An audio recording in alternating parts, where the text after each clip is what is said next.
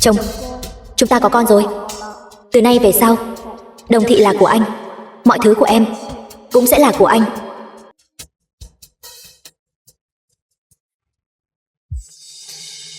Chồng. Chồng. Chồng. Chồng, chúng ta có con rồi. Chồng, chúng ta có con rồi.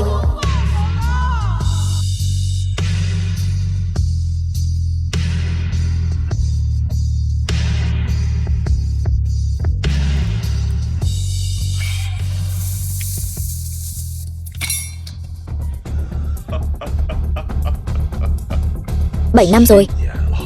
Hôm nay cuối cùng cũng lấy được tài sản của tập đoàn Đồng Thị. Không thể thiếu công lao của cô đâu. Mẹ kế. Hứa Văn, anh là chồng của cô ta. Vợ anh bây giờ đang ở dưới đáy biển. Chắc là còn chưa mất mạng hẳn đâu. Anh cứ như vậy, có phải là quá vô lương tâm không?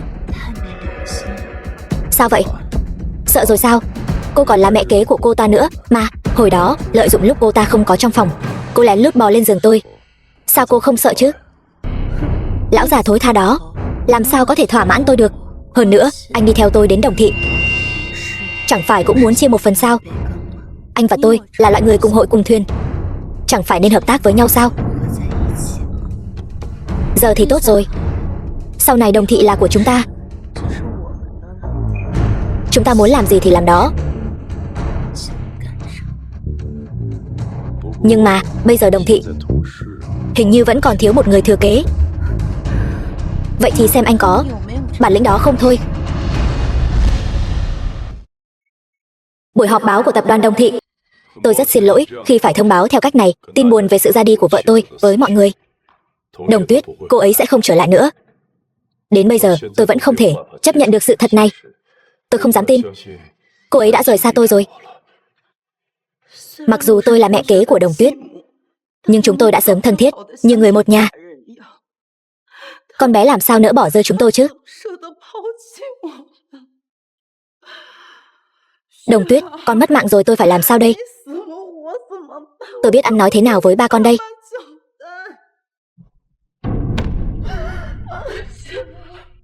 Tất cả chúng tôi đều không thể chấp nhận sự thật này. Nhưng người mất rồi thì không thể sống lại được. 2 ngày nay, vì sự ra đi của Đồng Tuyết, cổ phiếu của toàn bộ tập đoàn Đồng Thị đã sụt giảm nghiêm trọng. Nếu cứ tiếp tục như vậy, tập đoàn Đồng Thị sẽ rơi vào cảnh không thể cứu vãn. Vì cố chủ tịch đã khuất, vì Đồng Tuyết, bây giờ tôi phải vực dậy tinh thần. Tôi sẽ gánh vác toàn bộ tập đoàn Đồng Thị. Tổng giám đốc Đặng, ý của ông là gì? Tổng giám đốc Đặng, ý của ông là muốn thay Đồng Tuyết tiếp quản tập đoàn Đồng Thị sao? Với tư cách là chồng của Đồng Tuyết, phó tổng giám đốc công ty, bây giờ tôi là người duy nhất có quyền thừa kế. Vì Đồng Tuyết, tôi phải gánh vác toàn bộ tập đoàn, để linh hồn cô ấy trên trời được an nghỉ. Nhưng anh chỉ là của nhà họ Đồng, con rể ở rể. Năm xưa khi cố chủ tịch còn sống, ông ấy từng công khai tuyên bố anh không có tư cách thừa kế tập đoàn Đồng Thị. Đồng Tuyết là một người mềm yếu, cô ấy đã không thể kiểm soát được các giám đốc khác trong tập đoàn từ lâu rồi. Hơn nữa, cô ấy cũng đã sớm muốn nhường vị trí cho Minh Tu. Chỉ là không ngờ, chưa kịp công khai, cô ấy đã gặp phải bất hạnh như vậy. Theo điều tra của tôi, bà cũng chỉ là người mà cố chủ tịch Đồng cưới về sau này. Khi cố chủ tịch qua đời năm đó, di chúc đã từng nêu rõ bà không có quyền thừa kế. Vậy mà bây giờ bà lại công khai ủng hộ Đặng Minh Tu. Xin hỏi hai người, nếu dùng tất cả những gì tôi có để đổi lấy Đồng Tuyết trở về, tôi tuyệt đối sẽ không do dự. Nhưng người mất rồi không thể sống lại. Điều tôi có thể làm bây giờ là gánh vác toàn bộ tập đoàn Đồng Thị, bảo vệ tâm huyết của Đồng Tuyết. Về mặt pháp lý, anh ta thực sự có quyền thừa kế. Tập đoàn Đồng Thị hiện đang vô chủ. Nếu không có ai thừa kế nữa, e rằng sẽ phải đối mặt với phá sản. Hôm qua, tập đoàn Đồng Thị đã tổ chức cuộc họp hội đồng quản trị. Các thành viên hội đồng cũng đều đồng ý để tôi thừa kế toàn bộ tập đoàn Đồng Thị. Tôi cũng nhân buổi họp báo hôm nay trịnh trọng tuyên bố với mọi người rằng kể từ hôm nay, tôi Đặng Minh Tu sẽ kế thừa. Khoan đã.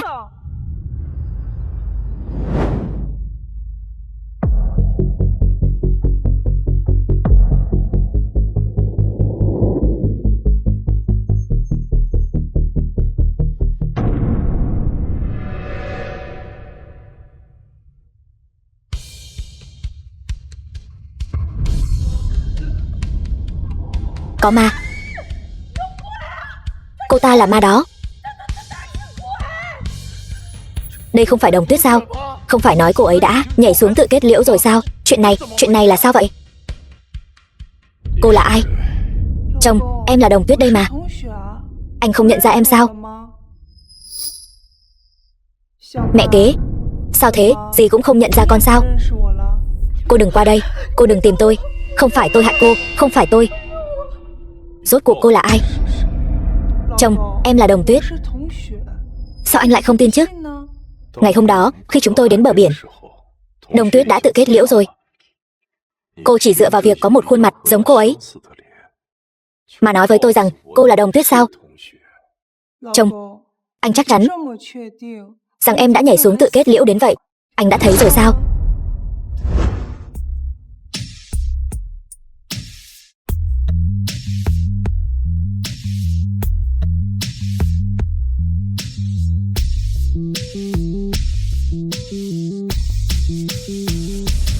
Đêm đó, cô ta rõ ràng đã bị tôi nhốt dưới đáy biển. Chiếc chìa khóa duy nhất cũng ở chỗ tôi.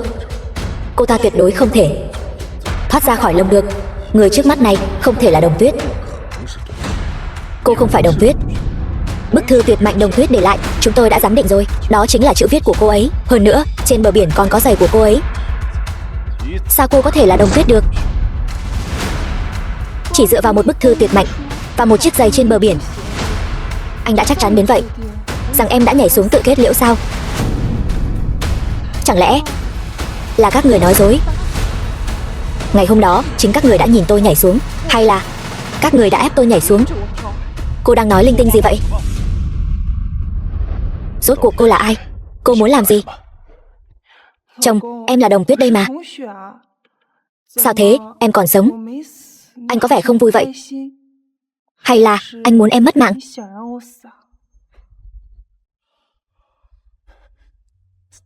Sao lại thế chứ? Em trở về, sao anh có thể không vui được? Nhưng làm sao cô chứng minh cô là Đồng Tuyết? Ngoài khuôn mặt giống cô ấy ra, những thứ khác hoàn toàn không giống chút nào cả. Đồng Tuyết đã kết hôn với Đặng Minh Tu 7 năm rồi. Chồng không thể nào không nhận ra vợ mình chứ. Chồng cô là người đầu ấp tay gối với cô mà còn không tin cô. Cô định chứng minh thế nào? Tôi nhớ ra rồi. Sau lưng Đồng Tuyết có một vết bớt hình hoa mai.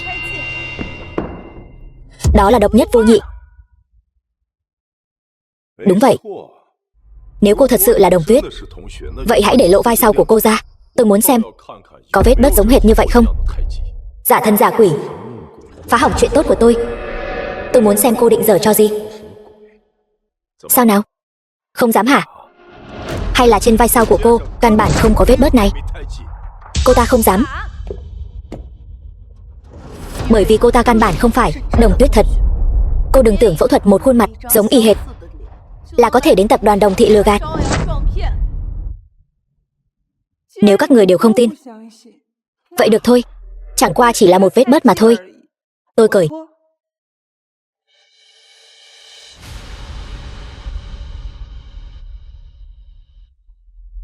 Nhưng với tư cách là chủ tịch tập đoàn Đồng Thị, tại sao tôi phải chứng minh bản thân trước mặt mọi người? Cô dám mạo danh chủ tịch tập đoàn Đồng Thị. Bây giờ tôi sẽ vạch trần cái đầu giả mạo này của cô.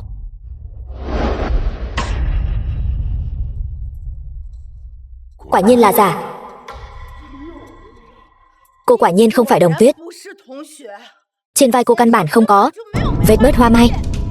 Cô còn gì để nói nữa không? Chẳng lẽ cô muốn nói vết bớt này đã biến mất không dấu vết trong 2 ngày nay sao? Cô nghĩ tôi sẽ tin sao?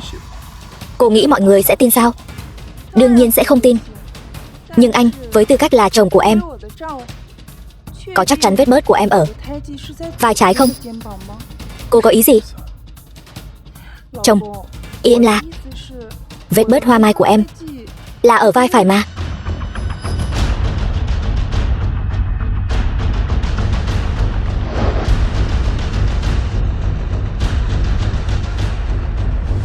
Sao có thể chứ? Cô thật sự là Đồng Tuyết sao? Chẳng lẽ cô ta thật sự là Đồng Tuyết? Cô ta đã thoát ra từ đáy biển sao? Với tư cách là người chồng yêu em sâu sắc, đã chung chăn gối 7 năm, anh ngay cả vết bớt của em ở bên trái hay bên phải cũng không nhớ rõ sao? Chồng, anh thật sự yêu em sao? 7 năm rồi, ngay cả vị trí vết bớt quan trọng của vợ mình cũng có thể nhớ nhầm. Chuyện này không thể nào chứ. Hình tượng thâm tình bao nhiêu năm nay, chẳng lẽ anh ta giả vờ sao? Khó nói lắm. Dù sao cũng chỉ là chàng rể ở rể của nhà họ Đồng mà thôi. Minh Tu, sao có thể chứ? Gần đây vì chuyện của em, anh đã bôn 3 ngày đêm không ngừng nghỉ. Chỉ là quá mệt mỏi mà thôi. Đúng vậy, ngay đêm em gái mất mạng, anh đã vội vàng lên giường với mẹ kế của cô ấy. Đương nhiên là mệt rồi. Chồng, lần này anh đã tin em rồi chứ? May mắn là tôi và em gái đều giống mẹ, có một vết bớt hình hoa mai y hệt nhau ở vai phải. May quá chị ha, chúng ta đều có vết bớt hình hoa mai giống nhau, giống y hệt mẹ. Đúng, đây chắc chắn là mẹ đã tặng món quà này cho chúng ta. Sau này nếu chúng ta lạc nhau, dựa vào cái này cũng có thể nhận ra đối phương. Em thật sự là Đồng Tuyết sao? Chồng, anh sẽ không phải là vẫn còn nghi ngờ em đấy chứ? Vậy em còn nhớ em đã để lại di thư chuyện nhảy xuống tự kết liễu không? Căng thẳng về chuyện xảy ra ngày hôm đó như vậy, tôi không tin sự ra đi của em gái không liên quan gì đến anh. Di thư sao? Di thư gì cơ? Sao em lại không nhớ gì cả? Em chỉ nhớ là ngày hôm đó là kỷ niệm 7 năm của chúng ta. Anh nói muốn tạo bất ngờ cho em. Sau đó đầu em đau quá. Sao em lại không nhớ gì cả? Em chỉ nhớ khi em tỉnh dậy thì đã ở trên bờ rồi, toàn thân ướt sũng. Còn những chuyện khác thì em không nhớ gì cả. Trên bờ sao? Chẳng lẽ cô ta thật sự thoát khỏi xiềng xích, trốn thoát từ đáy biển sao? Em thật sự không nhớ gì cả sao? Em nên nhớ gì sao? Thôi, nếu đã đau khổ như vậy thì đừng nghĩ nữa. Không nhớ được thì thôi. Khoảng thời gian trước em vì áp lực công việc lớn mà mắc bệnh trầm cảm. Mọi người chúng ta đều rất lo lắng cho em. Chồng, nếu em không sao rồi, vậy chúng ta về nhà đi. Em mệt rồi. Được, chúng ta về nhà. Cô ta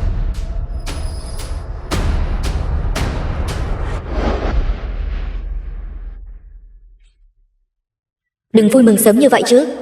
Cho dù cô là thật thì cũng chỉ là lấy mạng cô thêm một lần nữa mà thôi. Hãy cười nhiều vào lúc này đi. Tôi sẽ điều tra rõ sự thật, tự tay đưa anh vào tù.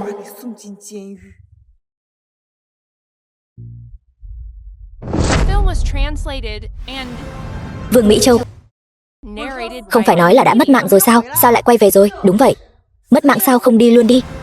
Đặng Tiểu Phương, hại anh hai mấy ngày nay không ngủ ngon. Về rồi thì làm việc đi. 2 ngày nay cô không có ở đây, cầu thang cũng không ai lau, bẩn quá đi mất. Nhớ phải quỳ xuống đất, từng chút một dùng tay lau. Nếu có một chút bụi thì cô xong đời. Cô bảo tôi lau nhà sao? Cô không lau thì ai lau chứ? Ngày xưa cô quỳ xuống khóc lóc van xin để Minh Tu nhà chúng tôi cưới cô. Thấy cô yêu anh ta đến điên cuồng, nguyện ý hiếu thảo với bố mẹ chồng, tam tòng tứ đức. Nếu không thì ai sẽ đồng ý để Minh Tu cưới cô chứ? Em gái, đây chính là nhà chồng mà em đã phản kháng bố, chấp nhận thiệt thòi cũng muốn gả đi sao? Người đàn ông này thật sự đáng để em hèn mọn trả giá nhiều như vậy sao? Tôi không lau. Minh Tu, anh xem vợ anh cưới kia, mất mạng một lần rồi mà dám cãi lại tôi sao? Đồng Tuyết, cúi đầu xin lỗi mẹ đi, chuyện này coi như bỏ qua. Cúi đầu sao? Nếu anh đã hiếu thảo như vậy, vậy anh quỳ xuống mà lau đi. Hỗn xược, cô ăn gan hùm mật báo rồi sao? Dám để chồng mình lau nhà hả? Hôm nay để tôi, cô em chồng này, dạy dỗ cô một trận. Tay con sắp gãy rồi. Mày muốn làm loạn hả? Chính là muốn đánh bà đấy.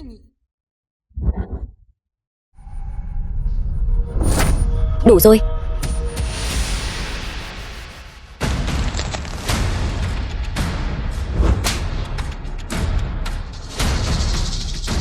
Đánh chó còn phải nhìn mặt chủ. Huống hồ chi họ lại trực tiếp bỏ qua anh đến đánh tôi, chủ nhân ở đây. Anh, cô ta dám mắng anh là chó kia. Minh Tu, mau đuổi cái con đàn bà điên này ra ngoài đi. Xin các người hiểu cho rõ, đây là nhà họ Đồng. 7 năm nay các người uống của tôi, ăn của tôi, ở nhà của tôi, Người phải cút đi không phải là tôi, mà là các người.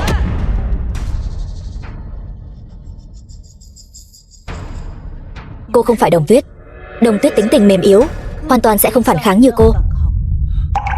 Vì tính tình mềm yếu, vì không dám cãi lời, nên đáng đời bị các người cưỡi lên đầu, tùy ý lăng mạ, đánh đập sao? Bà là mẹ kế của tôi, là mẹ của tôi, chẳng lẽ bà không nên đứng về phía tôi và nói giúp tôi sao? Chẳng lẽ các người là một phe hả? Thôi được rồi, Đồng Tuyết về là chuyện tốt, các người bớt nói lại đi. Lên nghỉ ngơi trước đi, chuyện nhà cửa cứ để người giúp việc làm. Thì ra có người giúp việc hả? Vừa nãy tôi cứ tưởng chỉ có một mình tôi là người làm việc vặt thôi chứ. Các người nghe rõ đây, nhà họ Đồng là nhà họ Đồng của tôi mới là chủ nhân duy nhất của cái nhà này. Nếu các người muốn ở lại thì hãy ngoan ngoãn mà sống khép nép đi, nếu không thì cút khỏi nhà họ Đồng. Chỗ nào mát mẻ thì ở đó. Cô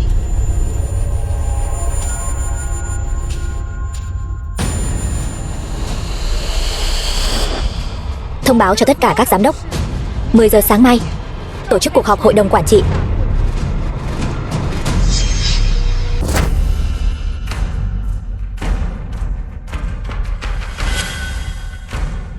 Cuộc họp hội đồng quản trị Đồng Thị. Có chuyện gì vậy? Giám đốc Vương, Chủ tịch Đồng, các thành viên hội đồng quản trị đều không muốn đến.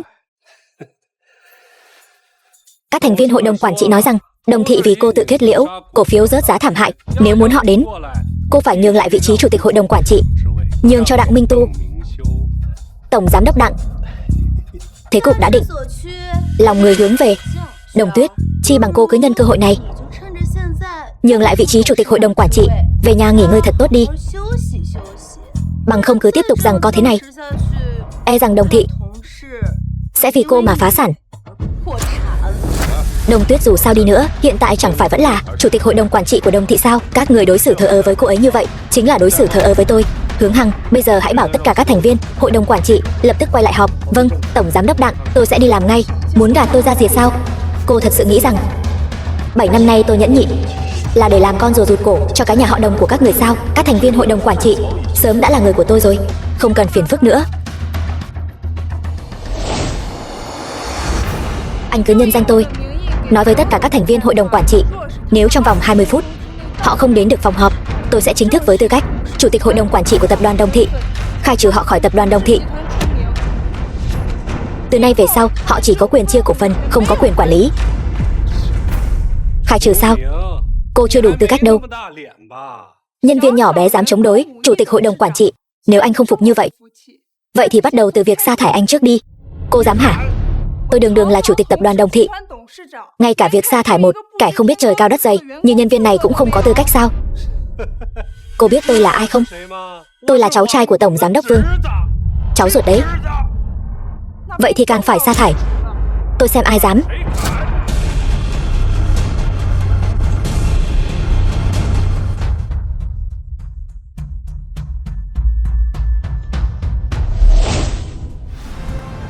Tổng giám đốc Vương, con danh con thấy trưởng bối đến mà cũng không biết đứng dậy đón tiếp.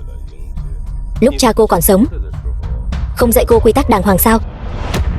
Ngoài đời, ngài là trưởng bối, trong công ty tôi là chủ tịch, còn ngài chẳng qua chỉ là một cổ đông nhỏ bé. Làm gì có chủ tịch nào đứng dậy đón tiếp cổ đông nhỏ. Tục ngữ có câu, không có quy tắc thì không thành khuôn phép, không có chế độ thì không thành hệ thống.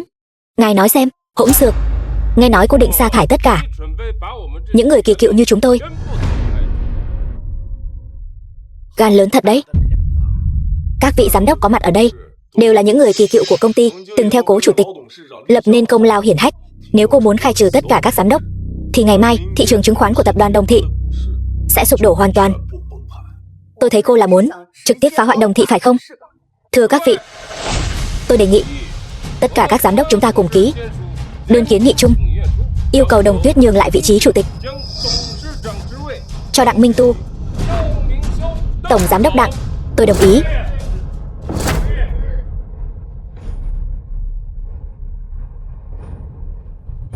Điều kiện để ép tôi nhường vị trí là các vị phải có quyền đó đã. Nhưng đáng tiếc là các vị không có. Còn tôi lại có tư cách khai trừ các vị khỏi đồng thị. Cô nói bậy.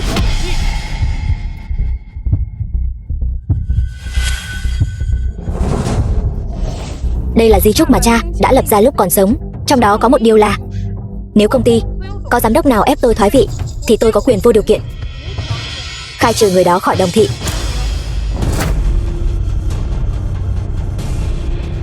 Cái này, di chúc, cái này sao có thể chứ?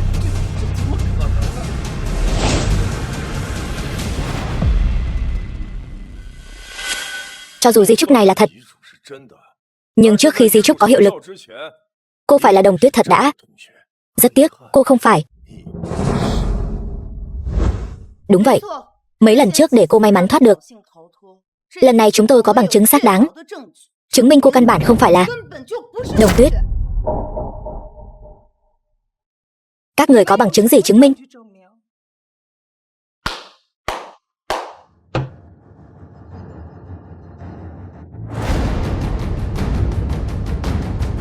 Bà Vương sao?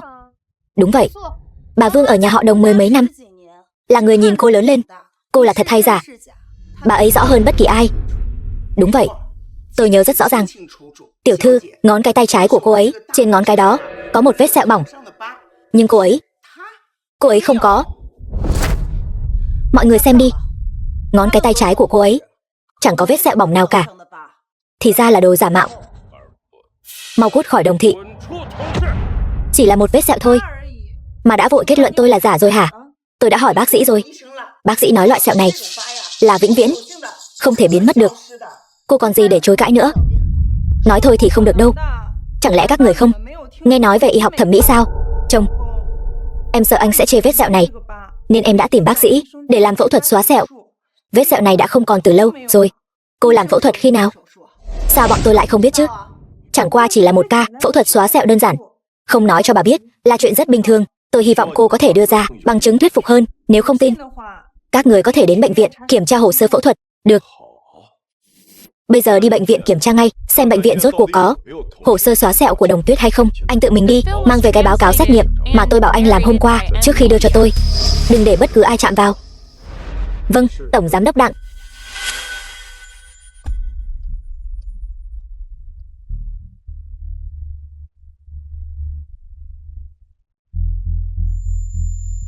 Tôi sống sót trở về. Chẳng qua là tôi đã nhìn rõ một vài chuyện. Thế mà các người lại lầm tưởng tôi là Đồng Tuyết giả. Tôi đã tự chứng minh nhiều lần như vậy rồi. Các người đều không tin. Linh hồn của ba ở trên trời, e rằng khó mà an nghỉ được rồi. Muốn tự chứng minh sao? Tôi lại có một cách. Chắc hẳn mọi người đều biết, trước khi cố chủ tịch qua đời, đã giao cho Đồng Tuyết một miếng ngọc bội quan trọng. Từ khi Đồng Tuyết có được miếng ngọc bội này, cô ấy chưa từng để rời thân. Nếu cô thật sự là Đồng Tuyết, thì hãy lấy miếng ngọc bội ra đi, để tự chứng minh thân phận. Đúng vậy. Lấy ngọc bội ra đi. Lấy ra đi. Lấy ra đi. Dấu vân tay, vết sẹo có thể dùng thủ đoạn. Cái này tôi xem cô giải thích thế nào. Đừng tưởng phẫu thuật thẩm mỹ rồi dùng chút thủ đoạn nhỏ là có thể làm chủ tịch tập đoàn Đồng thị. Cô đó đúng là nằm mơ giữa ban ngày. Tôi không được. Chẳng lẽ người mẹ kế mới cưới, vào cửa này lại được sao? Nếu tôi không nhớ lầm, trong di chúc của bà không có quyền thừa kế. Có thể cho bà vào công ty làm một nhân viên nhỏ bé, đã là sự nhân từ lớn lao rồi. Bây giờ làm gì có phần bà được nói.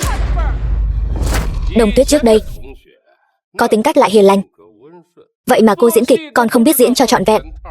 Chỉ từ điểm này cô đã lộ tẩy rồi. Còn nhóc danh. Đúng vậy, ai trong toàn bộ tập đoàn Đồng thị mà không biết Đồng Tuyết đối với Đặng Minh Tu luôn vâng lời giam giáp. Ngay cả đơn hàng chục tỷ của tập đoàn Thanh Đằng cũng để Tổng Giám đốc Đặng toàn quyền đại diện Đồng thị đi đàm phán. Rõ ràng là có ý nhường trước rồi. Vẫn còn quá non nớt. Cứ tưởng chỉ dựa vào một khuôn mặt là có thể bay lên cành làm phượng hoàng. Cô ta đang cầm lông gà làm lạnh tiễn đấy. Còn nhóc danh, không biết trời cao đất dày. Hiền lành sao? Nếu tôi cứ theo như trước đây, tính cách hiền lành, e rằng hôm nay tôi đã bị các người ăn đến xương cũng không còn rồi. Tôi mạnh mẽ, chính là không biết trời cao đất dày. Vậy thì các người dựa vào tuổi tác mà ra vẻ bề trên thì tính là gì? Có phải là cậy già lên mặt không? Cô nói ai cậy già lên mặt hả? Thì ra ông cũng biết tức giận đấy chứ. Tôi còn tưởng da mặt các người cứng như đá trong hố xí vậy. Đánh thế nào cũng không thấy đau chứ. Này cô làm loạn đủ rồi đấy. Người đâu, phế chân nó cho tôi. Ném ra khỏi đồng thị. Ai dám? Cô là đồ giả mạo. Chúng tôi có gì mà không dám. Tôi đã bao giờ thừa nhận tôi là đồ giả mạo đâu. Nếu các người một ngày không chứng minh được tôi là đồ giả mạo thì tôi vẫn là chủ tịch tập đoàn Đồng Thị. Mở to mắt chó của các người ra mà nhìn cho rõ. Rốt cuộc nên nghe lệnh của ai? Tuổi còn nhỏ lại lanh mồm lanh miệng, chỉ biết ba hoa trích tròe thì có ích gì. Mau lấy thứ chứng minh thân phận của cô ra đây. Lấy ra đi, lấy ngọc bội ra. Xem cái mạng nhỏ này của cô còn giữ được đến bao giờ. Hôm nay nếu cô không lấy ra được ngọc bội mà cố chủ tịch để lại cho cô thì dù có thiên vương đến, cô cũng là đồ giả mạo. Nói nhiều vô ích. Cô chỉ có thể chứng minh mình là Đồng Tuyết khi lấy ra ngọc bội. Sao hả? Không lấy ra được sao? Lấy ngọc bội ra đi chứ. Lấy ra, lấy ngọc bội ra đi. Lấy ra đi. Có lấy ra được không? Lục soát là biết ngay.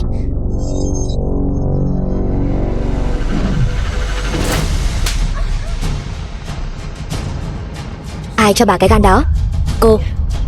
Cô dám đánh tôi sao? Bà còn dám lục soát người tôi. Cái tát này còn là nhẹ cho bà đấy. Tôi là mẹ của Đồng Tuyết. Tôi là phu nhân của cố chủ tịch Đồng Thị. Mẹ tôi đã qua đời nhiều năm trước rồi. Bà chẳng qua chỉ là mẹ kế mà bố tôi cưới sau này thôi. Ở nhà họ Đồng, bà không có quyền lên tiếng. Ở công ty, bà càng không có địa vị gì đáng nói. Hơn nữa, bà quên rồi sao? Năm đó, bà đã hại bố tôi và lừa ông ấy cưới bà vào cửa thế nào sao? Cô Minh Tu, đủ rồi. Cô đừng ở đây mà đánh trống lảng. Muốn chúng tôi thừa nhận thân phận của cô thì mau lấy ngọc bội ra đi. Quản lý Hướng, đây là thứ anh bảo tôi. Báo cáo xét nghiệm huyết thống. Làm báo cáo xét nghiệm huyết thống. Bây giờ kết quả đã có rồi. Người đã tỉnh chưa? Chưa, vẫn cần phải theo dõi thêm. Tổng giám đốc Đặng, báo cáo đã lấy được rồi. Trong vòng 5 phút có thể đến công ty.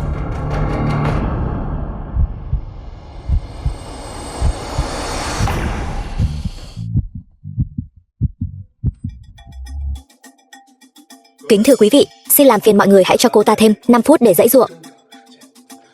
Minh Tu, này, tổng giám đốc Đặng, anh có ý gì vậy? Trong tay tôi có một bản bằng chứng xác thực, có thể chứng minh 100% cô ta chính là đồ giả mạo.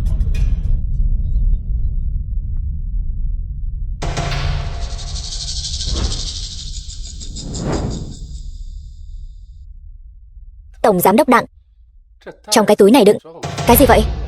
Sao lại bí ẩn thế? Ai cũng biết Đồng Tuyết sau khi để lại một bức di thư đã nhảy xuống tự kết liễu. Từ khi người phụ nữ này xuất hiện, tôi đã nghi ngờ cô ta không phải Đồng Tuyết. Bởi vì ngoài việc cô ta có một khuôn mặt giống hệt Đồng Tuyết ra, từ đầu đến chân đều không đúng. Vì vậy tôi đã cho người lấy tóc của cô ta và mẫu từ di vật của Đồng Tuyết, làm báo cáo xét nghiệm so sánh. Báo cáo không thể làm giả được. Thật giả thế nào nhìn là biết ngay. Xem ra bản báo cáo này đã không còn cần phải xem nữa rồi, bởi vì cô ta căn bản là không có ngọc bội. Bây giờ thừa nhận bản thân cô là giả, có lẽ chúng tôi vẫn có thể tha cho cô một con đường sống. Sao thế? Sợ rồi hả? Xưa có trồn hoang cháo thái tử, nay có trộm cột thay xa, chim cúc chiếm tổ chim khách. Giờ đây sự thật sắp được phơi bày. Cô ta không sợ mới là lạ. Các người sao lại chắc chắn là tôi không thể lấy ra ngọc bội như vậy? Còn bản báo cáo này nhất định sẽ cho thấy tôi là giả sao? Đừng giãy giụa nữa. Có bản lĩnh thì lấy ngọc bội ra đi. Nếu không lấy ra được thì đừng cố chấp nữa. Tôi sẽ khiến cô mất mạng một cách rõ ràng. Ai nói tôi không lấy ra được ngọc bội? Vẫn còn muốn giãy giụa trong tuyệt vọng sao? Chẳng qua chỉ là ngọc bội thôi mà. Đương nhiên tôi có bản lĩnh lấy ra. Tuy nhiên, một khi tôi lấy ra ngọc bội, chứng minh tôi là Đồng Tuyết thật, thì tôi sẽ ban hành chỉ thị đầu tiên. Khi trở về Đồng Thị, tất cả quý vị có mặt ở đây sẽ bị khai trừ khỏi tập đoàn Đồng Thị. Ai nên từ chức thì từ chức, ai nên từ bỏ quyền quản lý thì từ bỏ. Các người hoảng loạn cái gì? Cô ta căn bản không thể lấy ra ngọc bội. Hơn nữa, còn có báo cáo xét nghiệm huyết thống ở đây. Tôi không tin Cô ta còn có thể giở trò gì? Dưới mí mắt chúng ta, cô ta 100% là giả. Được, hôm nay nếu cô lấy ra ngọc bội chứng minh cô là Đồng Tuyết thật thì tôi sẽ cút khỏi Đồng thị ngay lập tức. Tôi cũng vậy. Chúng tôi chấp nhận lời cá cược này. Đồng ý. Được, đây là do chính các người nói đấy nhé.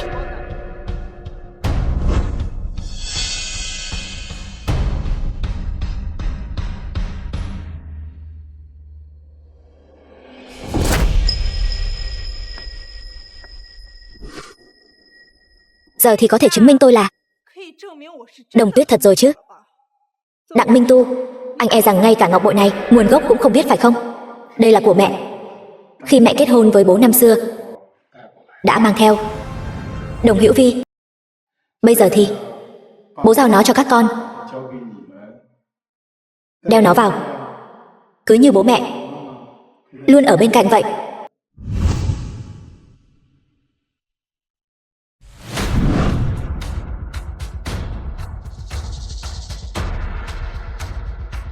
Chẳng lẽ cô thật sự là Đồng Tuyết sao? Đây không phải các người tự nói sao? Lấy ngọc bội ra, tôi chính là Đồng Tuyết. Sao vậy? Nhanh vậy đã trở mặt không nhận rồi sao? Minh Tu, ngọc bội này là thật. Cô ấy thật sự là... Cô ấy đã trở về rồi. Cô ấy trở về để báo thù chúng ta rồi. Cô hoảng sợ gì chứ? Chẳng phải vẫn còn báo cáo kiểm tra sao? Ngọc bội có thể làm giả, nhưng báo cáo kiểm tra này sẽ không sai được.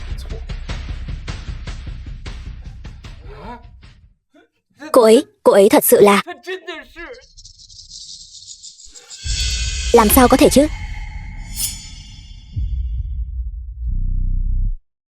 Báo cáo xét nghiệm huyết thống. Báo cáo xét nghiệm cùng huyết thống. Làm sao có thể chứ? Không thể nào. Sao lại không thể? Các người hãy nhìn cho rõ đây. Báo cáo này nói rõ ràng rành mạch, minh bạch. Tôi chính là Đồng Tuyết thật sự, chủ tịch đương nhiệm của tập đoàn Đồng thị.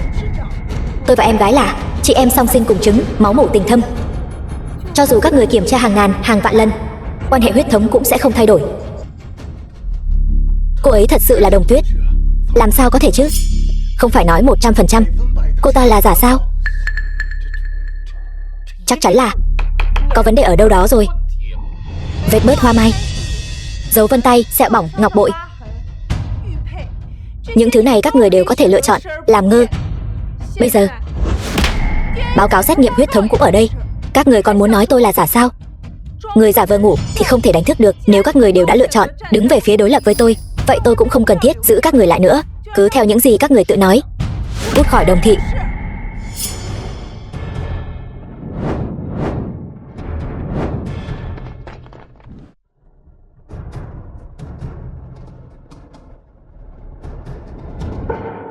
Chủ tịch Đồng, tôi sai rồi. Không nên dễ dàng tin lời nói bậy. Xin cô hãy cho tôi thêm một cơ hội nữa. Đúng vậy, cô là người rộng lượng. Xin hãy tha thứ cho tôi lần này. Chủ tịch, xin hãy tha cho chúng tôi. Này Đồng Tuyết, ta đã nhìn con lớn lên đấy. Khi con còn nhỏ, ta còn từng bế con nữa cơ. Ta cũng là bị kẻ xấu mê hoặc nên mới nghĩ con là giả thôi. Thương trường như chiến trường, đạo kinh doanh cũng là đạo làm người. Một lần bất trung, cả đời không dùng. Người phản bội tôi sẽ không giữ lại bên mình. Tất cả đứng dậy và cút đi.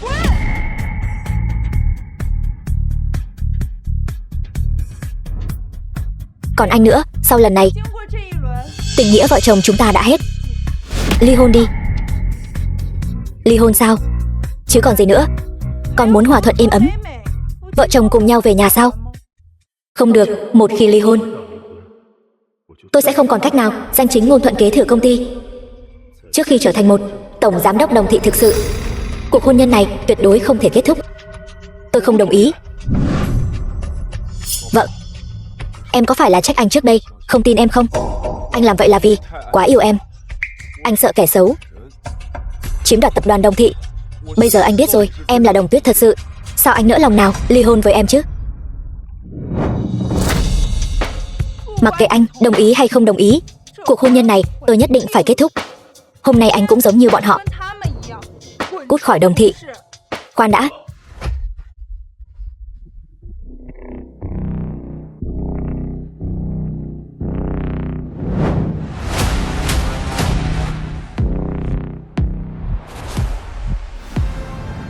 Chu lão. Chú Chu. Con còn biết gọi ta là chú Chu sao? Năm đó là chú và cha tôi cùng nhau khởi nghiệp, xây dựng nên cơ nghiệp Đồng thị. Công lao của chú không thể phủ nhận. Chỉ là sau khi chú về hưu, không phải đã ra nước ngoài tịnh dưỡng rồi sao? Nếu không trở về nữa, cái cơ nghiệp này do cha con gây dựng của Đồng thị sẽ bị con phá sạch. Chú Chu, lời này của chú là có ý gì? Ý gì sao? Ta nghe nói con muốn khai trừ tất cả các thành viên hội đồng quản trị có mặt ở đây sao? Là bọn họ ra tay trước, nghi ngờ thân phận của con, ép con thoái vị. Cũng là bọn họ tự mình đặt ra giao kèo cá cược. Còn con chẳng qua chỉ là thực hiện lời hứa mà thôi. Chu lão, ngài phải thay chúng tôi lấy lại công bằng chứ. Từ khi cố chủ tịch qua đời, ngài lại về hưu, cô ta liền lấy chúng tôi, những công thần kỳ cựu này ra mà xử lý, phải không? Giờ đây tập đoàn Đồng thị này đang trong cảnh bão táp mưa xa. Sau này chúng tôi lại không còn quyền quyết sách, chẳng phải là trơ mắt nhìn tập đoàn Đồng thị phá sản sao? Cô ta làm vậy là muốn chúng tôi trơ mắt nhìn tâm huyết của chúng tôi bị hủy hoại trong chốc lát sao? Chu lão, xin ngài hãy làm chủ cho chúng tôi. Chu lão, đừng nói là bọn họ, ngay cả tôi cũng sắp bị tống cổ ra ngoài rồi. Diễn xuất của các người mà không đi đóng phim Hollywood thì thật có lỗi với tiền đồ của các người. Đủ rồi. Dù con là chủ tịch đương nhiệm cũng không thể tùy tiện làm theo ý mình như vậy. Mọi người đừng trách Đồng Tuyết. Chuyện này đều là lỗi của tôi. Tôi đáng mất mạng. Tôi là chồng của Đồng Tuyết, vốn dĩ tôi nên bảo vệ cô ấy thật tốt. Nhưng mà tôi lại cứ mãi nghi ngờ cô ấy. Anh cũng là vì quá yêu cô ấy, không muốn công ty rơi vào tay kẻ xấu thôi. Sai là sai ở chỗ anh quá có trách nhiệm với công ty. Vậy nên là tôi đã trở thành kẻ qua cầu rút ván, ích kỷ tự mãn, hành động tùy tiện, kẻ ác kẻ xấu sao? Ai mà chẳng biết chứ. Từ khi cô kết hôn, cô đã giao quyền quản lý công ty cho tổng giám đốc Đặng rồi. Cô ở nhà làm nội trợ. Đặc biệt là 2 năm nay, số lần cô đến công ty chỉ đếm trên một bàn tay là có thể đếm được. Cho dù cô thật sự là Đồng Tuyết, e rằng cô cũng không còn khả năng làm chủ tịch tập đoàn của chúng ta nữa. Đúng vậy. Giao công ty cho một kẻ vô dụng không có năng lực, tôi không đồng ý. Tôi cũng không đồng ý. Muốn mọi người tâm phục khẩu phục thì phải dùng năng lực để nói chuyện, phải không? Hôm nay Chu lão, ông cũng ở đây. Ông hãy nói một lời công bằng cho chúng tôi, làm chủ trì công đạo. Đồng thị chúng ta muốn tạo dựng lại huy hoàng thì ai có năng lực, người đó mới có thể quản lý công ty, làm tổng giám đốc tập đoàn thực sự, phải không? Đúng vậy. Năm xưa tôi và cha của con đã gây dựng cơ nghiệp Đồng thị. Cha con cũng từng nói, người hiện tài sẽ ở lại, người có năng lực sẽ thắng. Vì tương lai của Đồng thị, tất nhiên cũng nên là người có năng lực lên nắm quyền. Chú Chu, vậy làm sao để chứng minh ai có năng lực mạnh hơn vậy? Ôi trời, tập đoàn tài phiệt số 1 kinh thành, tập đoàn Thanh Đằng, sắp đặt trụ sở tại Hải Thành của chúng ta. Ai có thể giành được tập đoàn Thanh Đằng, đơn hàng siêu lớn này, thì người đó đương nhiên có năng lực quản lý công ty tập đoàn rồi, phải không? Đơn hàng siêu lớn của tập đoàn Thanh Đằng này không dễ dàng gì mà giành được đâu. Một khi giành được, đối với Đồng thị mà nói, có thể nói là thăng tiến vùn vụt, phát triển rực rỡ. Thì ra là đang đợi tôi ở đây. Tôi không có vấn đề gì, nhưng với tư cách là chủ tịch tập đoàn đương nhiệm, vừa nãy bị các vị ép buộc nghi ngờ lâu như vậy, muốn tôi đồng ý ván cược này, các vị có phải nên thể hiện chút thành ý không? Cô có ý gì? Đã là ván cược thì có thắng có thua. Vị trí chủ tịch vốn dĩ là của tôi. Nếu các vị không thể hiện thêm chút thành ý thì ván cược này sẽ chẳng còn ý nghĩa gì nữa. Ôi trời, cược thì cược. Chẳng lẽ cô thật sự nghĩ rằng mình có thể giành được đơn hàng hàng chục tỷ của Thanh Đằng sao? Vậy thì xin mời các vị hãy lấy ra tất cả cổ phần Đồng Thị trong tay làm tiền cược. Nếu tôi ký được đơn hàng hàng chục tỷ của Thanh Đằng, các vị giao nộp tất cả cổ phần trong tay, rút khỏi Đồng Thị. Từ nay về sau, tập đoàn Đồng Thị và các vị sẽ không còn liên quan gì nữa. Là cầm tiền cổ phần dưỡng già, hay là chờ đến khi trắng tay bị đuổi ra ngoài, các vị tự mình quyết định đi.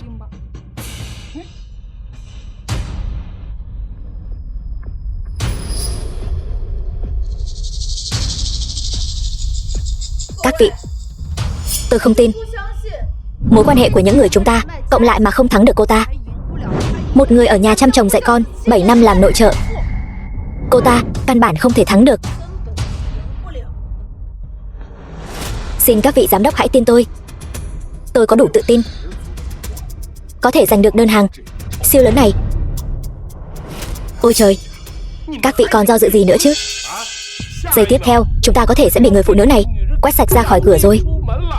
Các vị đã quên vừa rồi người phụ nữ này đã đối xử với chúng ta thế nào rồi sao? Bây giờ cô ta muốn tự mình toàn quyền xử lý Đồng Thị. Vậy chẳng khác nào chúng ta vứt bỏ cổ phần trong tay sao? Tôi tin Tổng Giám đốc Đặng, tôi càng tin vào chính chúng ta hơn. Tôi cược Tổng Giám đốc Đặng sẽ thắng. Tôi cược Tổng Giám đốc Đặng sẽ thắng. Tôi cược Tổng Giám đốc Đặng sẽ thắng. Đơn hàng của tập đoàn Thanh Đằng đã sớm được xác định là của Đồng Thị. Người phụ trách cũng là tôi, luôn là người liên hệ. Đồng Tuyết, cô lấy gì mà tranh với tôi? Nếu đã là giao kèo cá cược, vậy lần này hãy lập văn bản làm bằng chứng đi.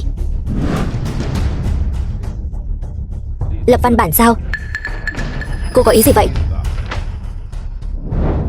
Thỏa thuận cá cược nói xuông không có bằng chứng, giấy trắng mực đen, điều khoản rõ ràng, để tránh như vừa rồi quay lưng là không nhận nữa, đúng không? Cũng may tôi đã sớm chuẩn bị rồi, chính là để đề phòng trường hợp xấu nhất. Cô, sao thế? Ông sợ rồi sao? Vậy mà ông còn xúi giục nhiều giám đốc như vậy hùa theo ông làm loạn. Cô ta hung hăng như vậy, chẳng lẽ mọi người muốn chờ bị cô ta đuổi ra khỏi Đồng Thị sao? Tôi có gì mà không dám. Ký thì ký. Tôi thật sự không tin đơn hàng hàng chục tỷ của Thanh Đằng cô có thể giành được.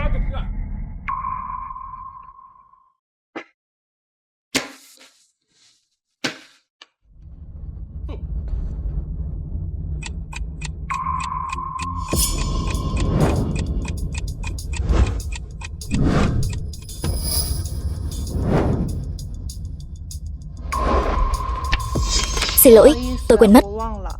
Chồng, anh ở Đồng Thị không có cổ phần mà. Đợi tôi ký được đơn hàng hàng chục tỷ của Thanh Đằng và thừa kế Đồng Thị xong, tôi sẽ cười thật lớn nhìn cô quỳ xuống cầu xin tôi. Các vị, thật trùng hợp, tôi và người phụ trách đơn hàng hàng chục tỷ của tập đoàn Thanh Đằng có duyên nợ sâu sắc. Trước đây vì tập đoàn Đồng Thị, tôi đã riêng tư trao đổi với anh ấy rất nhiều lần. Anh ấy cũng có ý tiết lộ giao đơn hàng 10 tỷ này cho Đồng Thị. Hôm nay tôi tình cờ hẹn anh ấy đến công ty để đàm phán. Nếu không có gì bất ngờ, hôm nay có thể ký hợp đồng.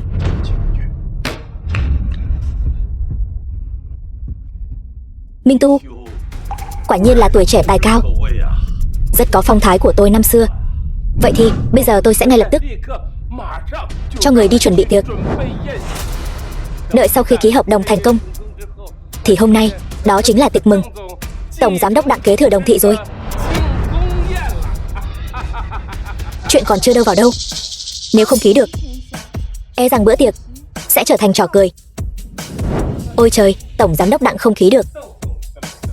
Chẳng lẽ cô nghĩ cô có thể ký được sao? Tôi chính là có thể.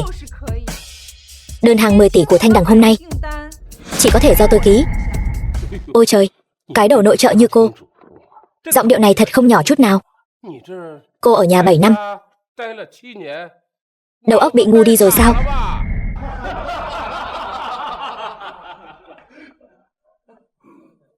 Tôi có thể nói như vậy là vì tôi có tài sản này. Cô có cái quái gì mà tài sản? Người phụ nữ ngu dốt như cô, Đồng Thị nếu không có cô sẽ càng thêm huy hoàng, đúng không? Cô thật sự không biết tự lượng sức mình. Cô sẽ không phải là vẫn còn đang mơ chưa tỉnh đó chứ. Vậy thì xem là ai đang mơ đây.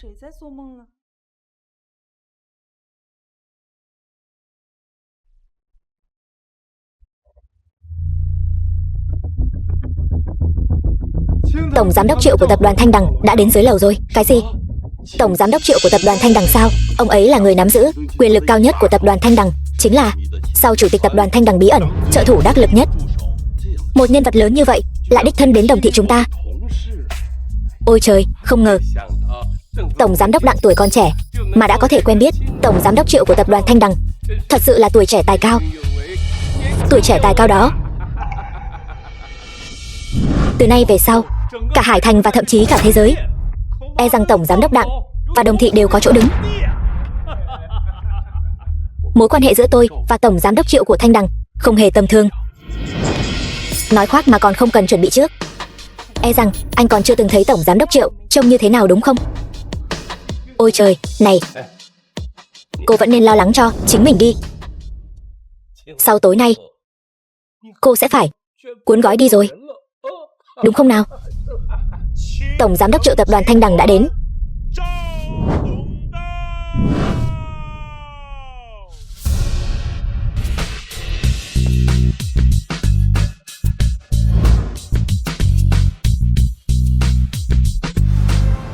Triệu Chí Hằng, tổng giám đốc Triệu hôm nay đến đây thật sự khiến Đồng Thị chúng tôi rạng rỡ vinh quang.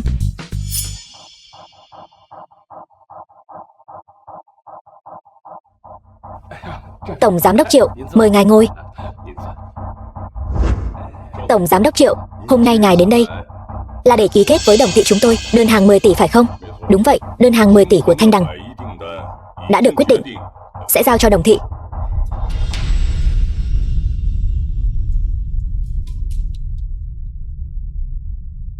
Vậy thì chúng ta ký hợp đồng tại chỗ luôn đi. Đương nhiên. Vô lễ. Này, tổng giám đốc Triệu, vị này là của Đồng Thị chúng tôi, phó tổng giám đốc Đặng Minh Tu. Tổng giám đốc Đặng, anh ấy đại diện cho Đồng Thị chúng tôi ký hợp đồng với ngài, hợp tình hợp lý. Rất hợp tình hợp lý chứ. Trước đây dự án này luôn là do tôi đàm phán và theo dõi, cho nên việc ký kết này tôi phụng mệnh tập đoàn Thanh Đằng theo lệnh của chủ tịch đến đây để ký kết với Đồng Thị. Bản hợp đồng hàng chục tỷ này, tư cách ký kết này chỉ có chủ tịch của Đồng Thị, Đồng Tuyết mới có.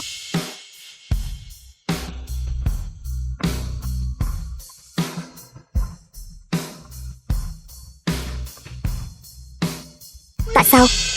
Bởi vì chỉ có tôi mới có thể ký đơn hàng này. Này, tổng giám đốc Triệu, năng lực của chủ tịch chúng tôi còn không bằng 1/10 của phó tổng giám đốc chúng tôi. Nếu ngài ký hợp đồng với cô ta, tôi e rằng đến lúc đó ngài sẽ mất trắng đấy. Ngài vẫn nên cẩn trọng hơn. Cẩn trọng một chút đi. Đều là làm việc cho người khác, tôi chỉ nghe lệnh của chủ tịch tập đoàn Thanh Đằng. Chủ tịch đã nói rồi, đơn hàng siêu lớn này là ân tình cô ấy ban tặng cho Đồng Thị. Cho dù có thua lỗ toàn bộ, tất cả tổn thất đều do tập đoàn Thanh Đằng gánh vác, sẽ không để Đồng Thị chịu 1/1 hào nào. Ân tình sao? Ân tình gì? Nhiều năm trước tôi từng tình cờ cứu mạng chủ tịch tập đoàn Thanh Đằng, cho nên đơn hàng hàng chục tỷ của Thanh Đằng có thể giao cho Đồng Thị là vì tôi, chứ không phải anh Đặng Minh Tu. Em gái, vốn dĩ chị định lấy tập đoàn Thanh Đằng đơn hàng hàng chục tỷ này làm quà tặng em. Không ngờ khi chị tìm thấy em đã bị hại đến mức không rõ sinh tử ra sao. Chủ tịch, hiện tại tung tích của Đồng Tuyết không rõ. Hợp đồng của chúng ta với tập đoàn Đồng Thị phải làm sao? Việc ký kết hợp đồng tạm thời hoãn lại, đợi tin tôi. Được.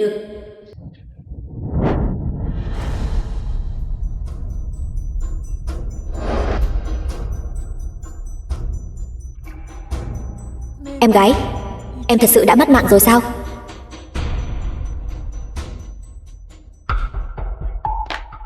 Đơn hàng chục tỷ, ký tên Đồng Tuyết.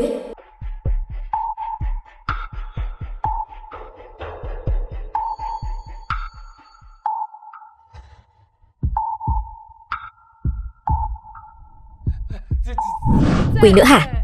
Là muốn tôi giảm thọ sao? Ôi trời, Chủ tịch Đồng. Là tôi sai rồi. Là tôi có mắt không thấy Thái Sơn. Là tôi có mắt như mù. Tôi sai rồi. Tôi đã nói rồi, những kẻ phản bội tôi tuyệt đối sẽ không giữ lại. Giao ra từ tay các người tất cả cổ phần, rút khỏi Đồng thị. Đồng Tuyết, anh biết lỗi rồi. Chồng, anh mau đứng dậy đi. Đồng Tuyết, cái này. Chồng, em xin lỗi. Mấy ngày nay em luôn lừa dối anh. Đồng Tuyết, cô lại muốn giở trò gì nữa đây? Chồng, em ly hôn với anh. Anh sẽ không giận đâu nhỉ? Nhưng chỉ khi chúng ta ly hôn rồi, em mới có thể giao toàn bộ Đồng thị.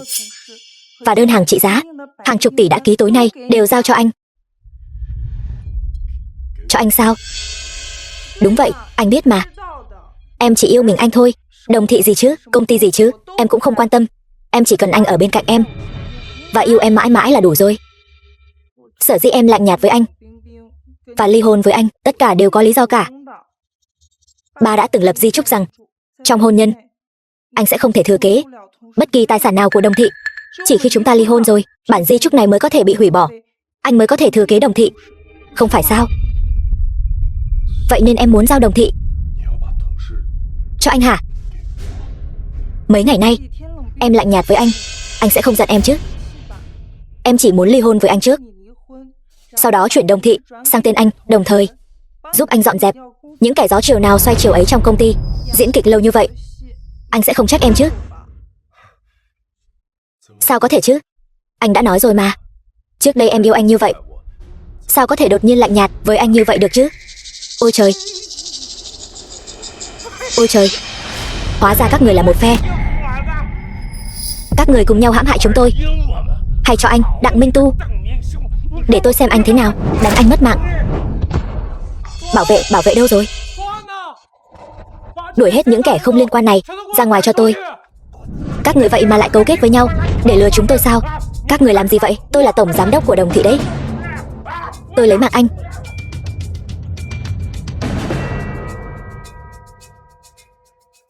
Minh Tu. Đồng Tuyết, vậy bây giờ chúng ta phải ký thỏa thuận ly hôn trước đã. The film was translated and narrated by M Media. Luật sư Trần.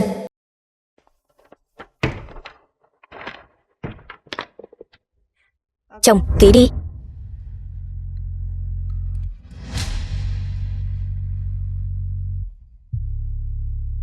Ký tên thỏa thuận ly hôn. Sao vậy chồng? Anh không tin em sao?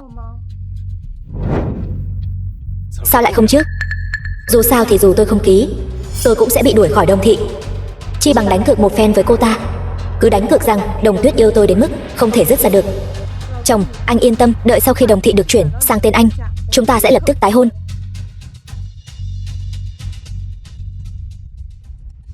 Chủ tịch Đồng, cô thật sự chắc chắn muốn chuyển tập đoàn Đồng thị sang tên tổng giám đốc Đặng sao? Đương nhiên rồi, tôi yêu anh ấy. Tôi muốn trao mọi thứ cho anh ấy.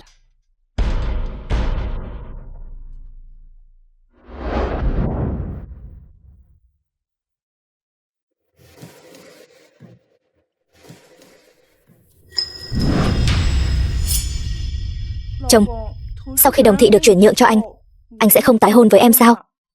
Sao có thể chứ? Chẳng lẽ em không tin anh yêu em sao? Em đương nhiên tin rồi. Sao vậy? Chồng, em thấy buổi lễ hôm nay không đủ long trọng. Đây là ngày anh thừa kế Đồng thị, thời khắc quan trọng mà. Trước đây vì đóng kịch, truyền thông đối với mối quan hệ của chúng ta có khá nhiều nghi ngờ. Nếu có thể mời tất cả phóng viên trong thành phố đều đến đây, thì có thể khiến mọi người trên toàn thế giới đều biết sau này chủ tịch tập đoàn Đồng thị, đơn hàng hàng chục tỷ của tập đoàn Thanh Đằng, người hợp tác là anh, Đặng Minh Tu. Em muốn anh đường đường chính chính kế thừa Đồng thị. Bây giờ anh sẽ mời tất cả phóng viên trong thành phố đến đây. Nửa tiếng, không, 15 phút.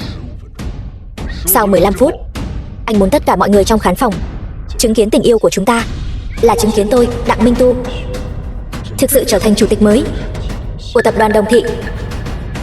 Đặng Minh Tu, hôm nay tôi muốn anh hoàn toàn thân bại danh liệt. Buổi họp báo Đồng Tuyết này đúng là một kẻ si tình, gia sản lớn như vậy cứ thế dâng cho người khác, lại còn là một kẻ trắng tay, ở rể vào nhà họ Đồng. Đặng Minh Tu đúng là huyền thoại trong giới ở rể, một chiêu ở rể lật mình thành địa chủ.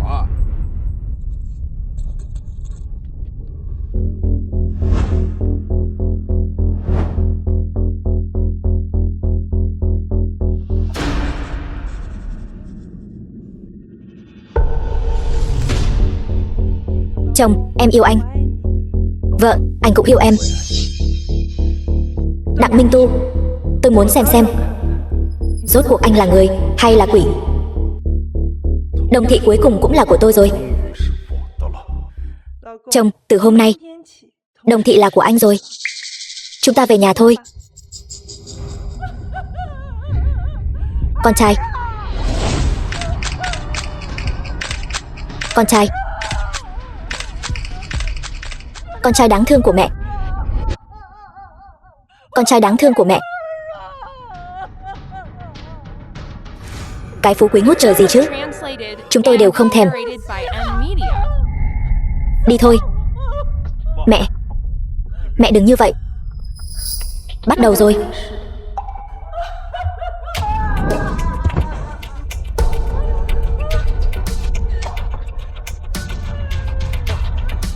Hỡi các vị hảo tâm, cứu con trai tôi với.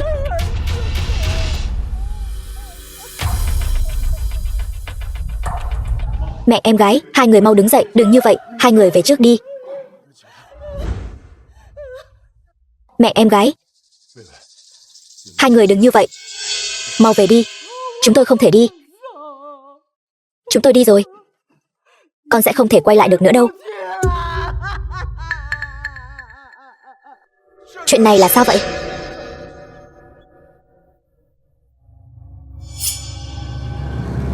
Chính là người phụ nữ này, con dâu tốt của tôi. Cô ta lấy mạng chúng tôi. Cô ta uy hiếp Minh Tu. Cô ta nói nếu chúng tôi muốn sống thì phải tổ chức buổi họp báo hôm nay, ký kết cái thỏa thuận chuyển nhượng đoạt mạng này.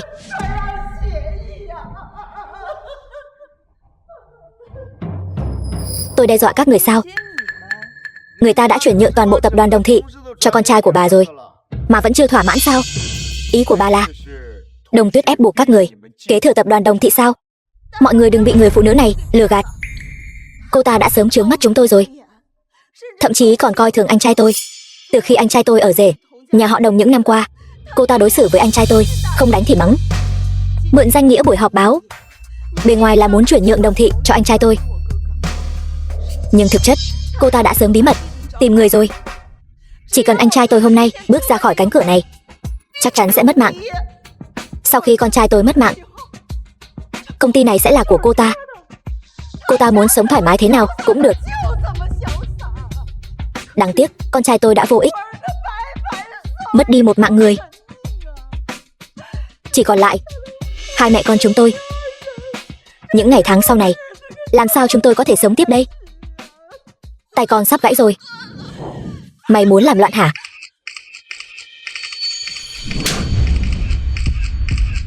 Chính là muốn đánh bà đấy. Tôi bảo sao cô ta lại hào phóng như vậy, cơ nghiệp lớn như thế này lại dễ dàng nhường cho người khác, đánh đập mẹ chồng, em chồng, ngay cả chồng cũng không tha. Người phụ nữ này quả thật là lòng dạ rắn rết, giả mạo danh nghĩa chuyển nhượng công ty, âm mưu lấy mạng chồng. Loại người này làm sao còn mặt mũi mà sống thế?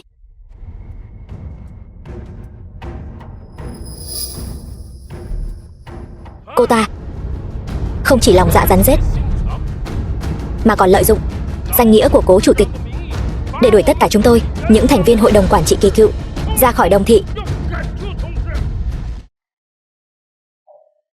Đặc sắc, thật sự quá là đặc sắc.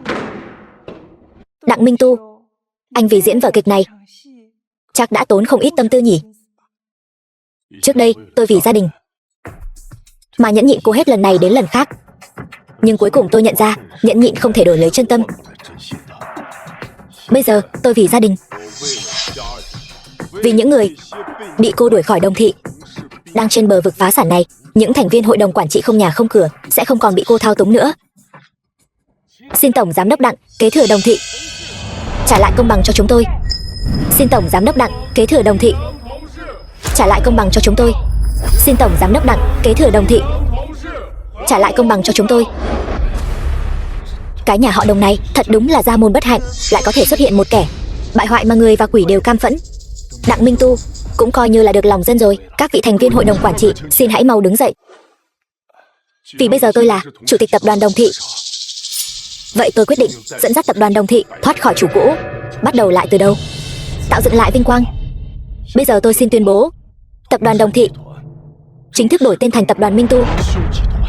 Được lắm.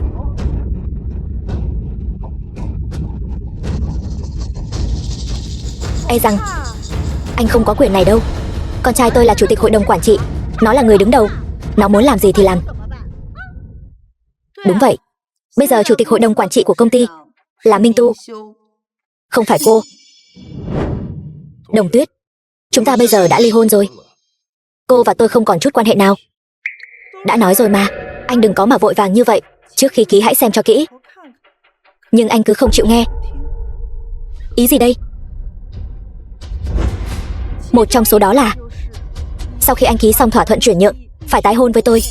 Thỏa thuận này mới có hiệu lực. Nếu không, sẽ tự động bị hủy bỏ.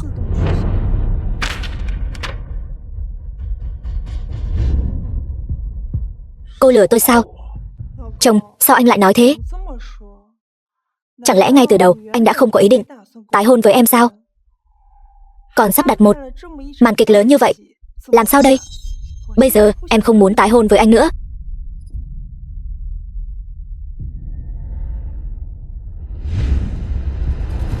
Cảm giác từ thiên đường rơi xuống địa ngục không dễ chịu chút nào phải không, cô? Bây giờ tôi đã ly hôn với anh rồi. Đồng Thị cũng không còn thuộc về anh nữa. Đặng Minh Tu, bây giờ anh mới là người thực sự không còn gì cả. Cô dám đùa giỡn tôi sao?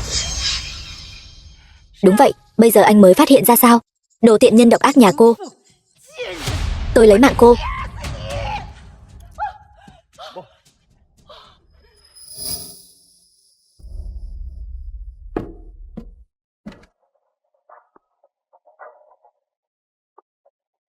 Tôi tuyên bố, từ nay về sau, Đặng Minh Tu sẽ không còn là chồng của tôi nữa, cũng không còn giữ bất kỳ chức vụ nào trong tập đoàn Đồng Thị nữa.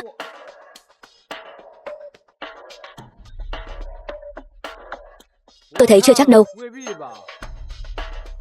Bà Vương.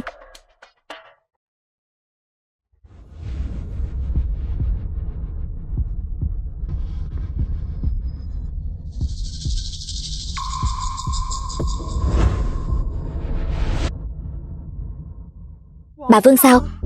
Ai nói tôi và Đồng Tuyết không phải vợ chồng chứ? Anh lại muốn giở trò gì nữa đây? Thỏa thuận ly hôn có hiệu lực với điều kiện tiên quyết là cô phải là Đồng Tuyết thật. Nhưng mà cô căn bản không phải là Đồng Tuyết.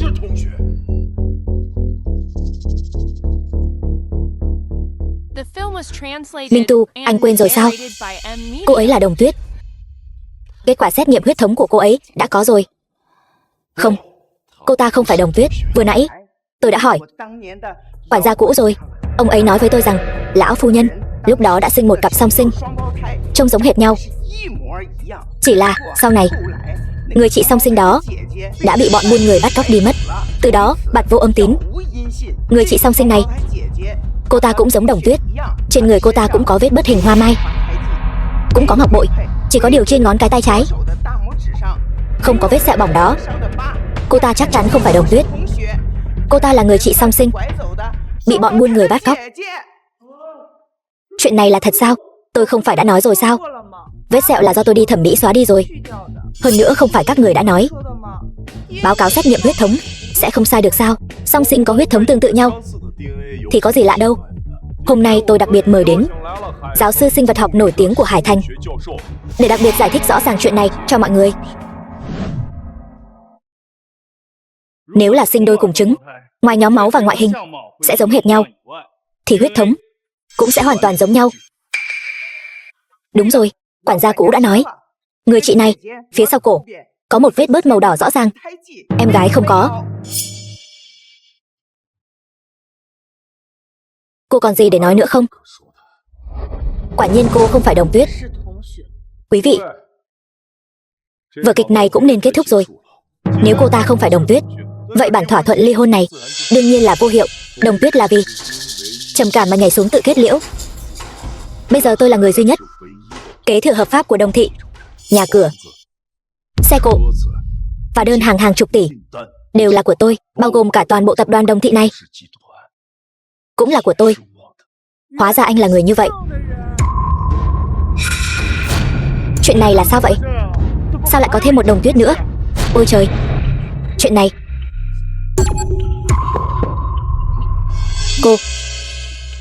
Cô là người hay là ma? Minh Tu, trong mắt anh, tiền thật sự quan trọng hơn em sao? Cô thật sự là Đồng Tuyết sao? Quen biết 2 năm, kết hôn 7 năm, anh không nhận ra em sao? Cô thật sự là Đồng Tuyết sao? Em gái, em là em gái, em còn sống. Chị, đúng, chị là chị gái, em đã về rồi, em còn sống, thật sự quá tốt rồi.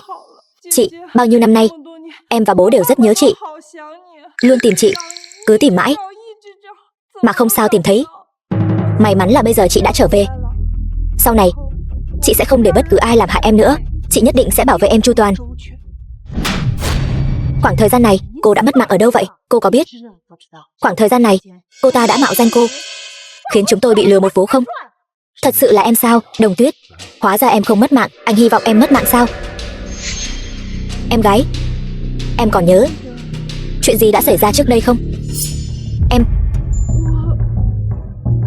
Đừng sợ, chị đã nói rồi, sẽ không để bất cứ ai làm hại em nữa. Em đau đầu quá. Chẳng lẽ Đồng Tuyết mất trí nhớ rồi sao?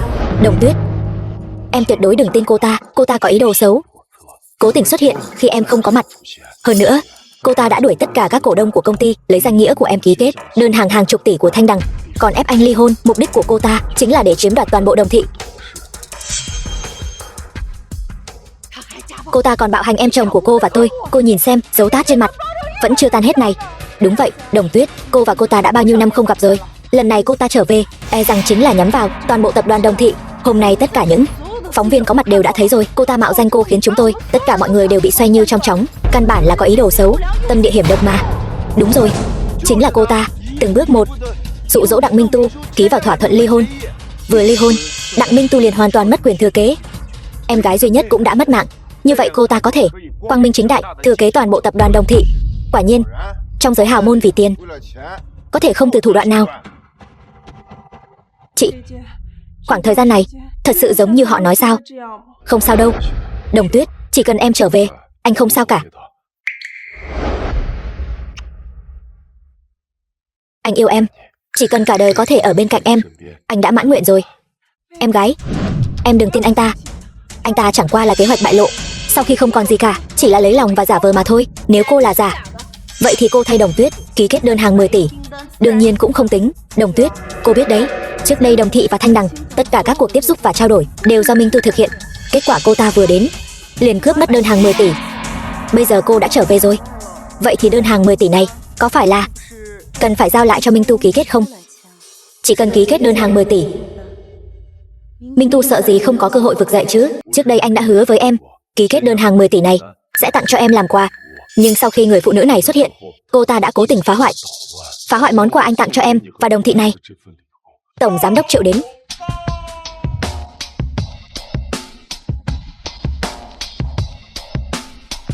Vị này chính là tổng giám đốc Triệu của tập đoàn Thanh Đằng. Tổng giám đốc Triệu, bây giờ Đồng Tuyết thật sự đã trở về rồi, chúng ta có thể ký lại hợp đồng không? Cho dù là ký lại hợp đồng thì cũng phải do em gái tôi là Đồng Tuyết ký. Hơn nữa phải thêm một điều khoản, Đặng Minh Tu vĩnh viễn không được dưới bất kỳ hình thức nào thừa kế Đồng thị. Cô mạnh miệng thật đấy. Cô nghĩ cô là ai chứ? Còn vọng tưởng thao túng người của tập đoàn Thanh Đằng. Triệu Chí Hằng, vậy xin mời ông nói cho tất cả mọi người biết, lời tôi nói rốt cuộc có tính hay không? Tổng giám đốc Triệu, loại người giả thần giả quỷ, lấy danh nghĩa tập đoàn Thanh Đằng đi lừa đảo như thế này thì nên bị đánh mất mạng ngay tại chỗ. Đồ đàn bà thối tha, dám đối đầu với tôi, cô cũng xứng sao? Ý của cô ấy cũng chính là ý của tôi. Ông nói gì? Thế nào, nghe rõ chưa? Tổng giám đốc Triệu, sao ông lại cung kính với cô ta như vậy? Chắc chắn hai người các người đang cấu kết với nhau, cùng nhau mượn danh tập đoàn Thanh Đằng để hù dọa người khác. Ở đây ai cũng biết chủ tịch tập đoàn Thanh Đằng là người phi phàm. Những người từng gặp cô ấy cũng chỉ đếm trên đầu ngón tay. Cô chắc chắn là có điểm yếu của tổng giám đốc Triệu trong tay. Ông ấy mới ở đây diễn kịch cùng cô, đúng không? Chẳng lẽ nói cô là tình nhân của tổng giám đốc Triệu sao? Nếu còn dám nói bậy thì sẽ không chỉ là một cái tát đơn giản như vậy nữa đâu. Các người đừng đoán nữa. Mối quan hệ giữa tôi và chủ tịch tập đoàn Thanh Đằng là điều mà các người nằm mơ cũng không dám nghĩ tới. Có bản lĩnh thì các người hãy mời chủ tịch của tập đoàn Thanh Đằng đến đây để cô ấy đích thân làm chứng cho các người.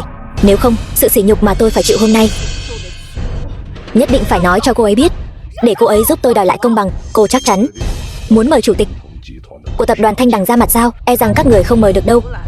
Được, nhưng cô đừng hối hận. Chủ tịch tập đoàn Thanh Đằng, xin mời cô.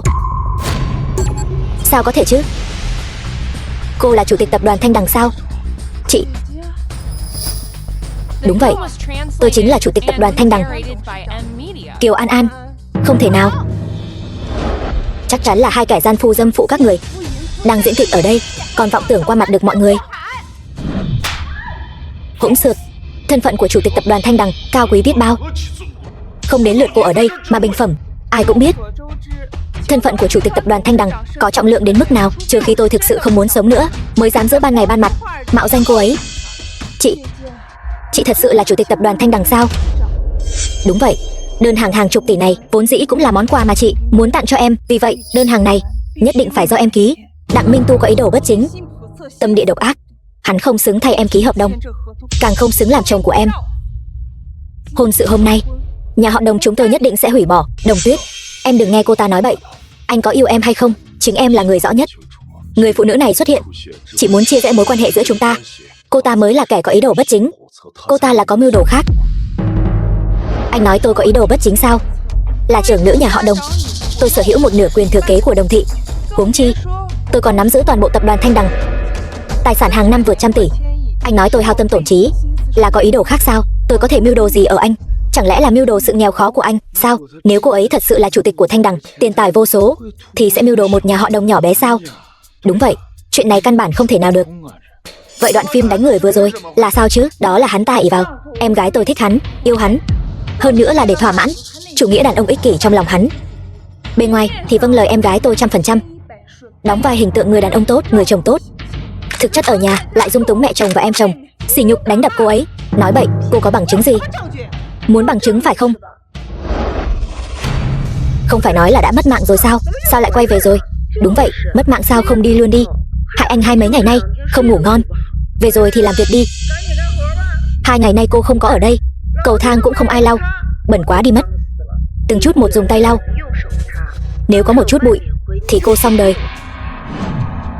Đủ rồi, cái gia đình này đúng là giỏi diễn kịch. Trước mặt một đằng, sau lưng một nẻo. Tiểu thư nhà họ Đồng yêu hắn ta sâu đậm đến thế. Theo tôi thấy, một tiểu thư khuê các như Đồng Tuyết, kiểu đàn ông nào mà không tìm được, cứ nhất định phải tìm một kẻ lòng lang dạ sói. Em gái, lần này em tin chị rồi chứ? Đồng Tuyết, chuyện này là anh đã không để ý đến em. Sau này anh nhất định sẽ yêu em, bảo vệ em. Em cũng yêu anh mà, đúng không? Em đã từng nói sẽ yêu anh trọn đời trọn kiếp đấy. Nếu đã như vậy thì tại sao anh còn muốn hại em? Cái gì? Anh hại em cái gì chứ? Không biết sao? Vậy để tôi nhắc cho anh. Ngày 25 tháng 4, kỷ niệm 7 năm của chúng ta. Vào đêm kỷ niệm ngày cưới, anh đã lừa tôi ra biển, dẫn tôi lặn xuống biển, cuối cùng nhốt tôi vào chiếc lồng, ngắm cảnh dưới đáy biển, muốn dìm tôi mất mạng. Em không mất trí nhớ sao? Tôi cứ nghĩ anh ít nhất cũng sẽ có một chút hối cải, ít nhất cũng sẽ có một chút hổ thẹn, thì tôi có thể cho anh một cơ hội tha thứ cho anh. Thế nhưng anh khiến tôi quá thất vọng rồi. Không phải đâu. Em gái, hắn ta chính là một tên súc sinh không có bất kỳ tình cảm nào, lạnh lùng, ích kỷ, giả dối. Thì làm sao có thể hối cải và hổ thẹn được chứ? Chúng ta ly hôn đi. Em muốn ly hôn với anh sao? Không ly hôn, chẳng lẽ còn muốn tiếp tục mặc kệ anh chà đạp lên cuộc đời cô ấy sao? Đặng Minh Tu, con đường vào tù này là do anh tự mình chọn. Anh tiêu đời rồi. Thỏa thuận ly hôn. Được thôi. Ai nói với các người là tôi tiêu đời rồi?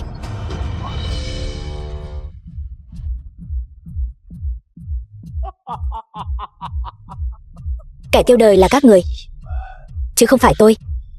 Lên.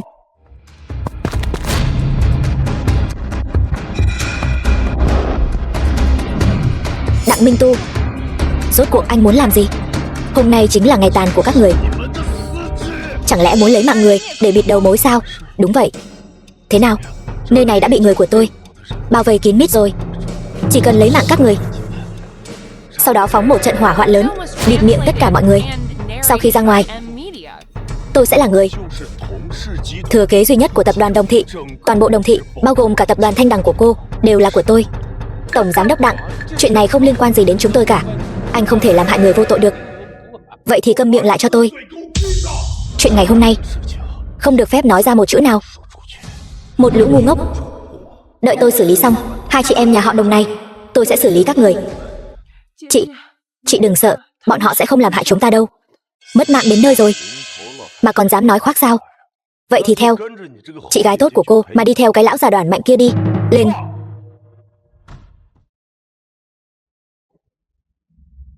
Đứng ngây ra đó làm gì? Lên đi. Vở kịch này quả thực nên kết thúc rồi. Chủ tịch, Hướng Hằng đến muộn, để cô phải kinh sợ rồi.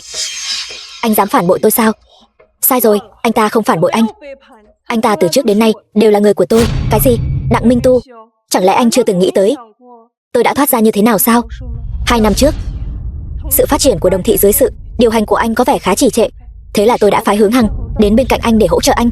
Ai mà ngờ được, anh ta lại phát hiện ra anh và cô bạn thân tốt của tôi, mẹ kế tốt của tôi, lại lén lút qua lại. Tôi cứ nghĩ anh sẽ hồi tâm chuyển ý, nên mới chọn cách nhẫn nhịn cho đến ngày 25 tháng 4. Đêm hôm đó, tôi vốn tưởng anh mời tôi là đã hồi tâm chuyển ý.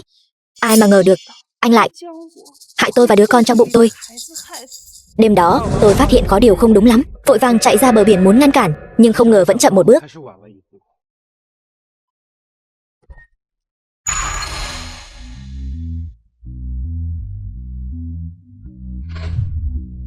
Chủ tịch Đồng, tỉnh lại đi Chủ tịch Đồng.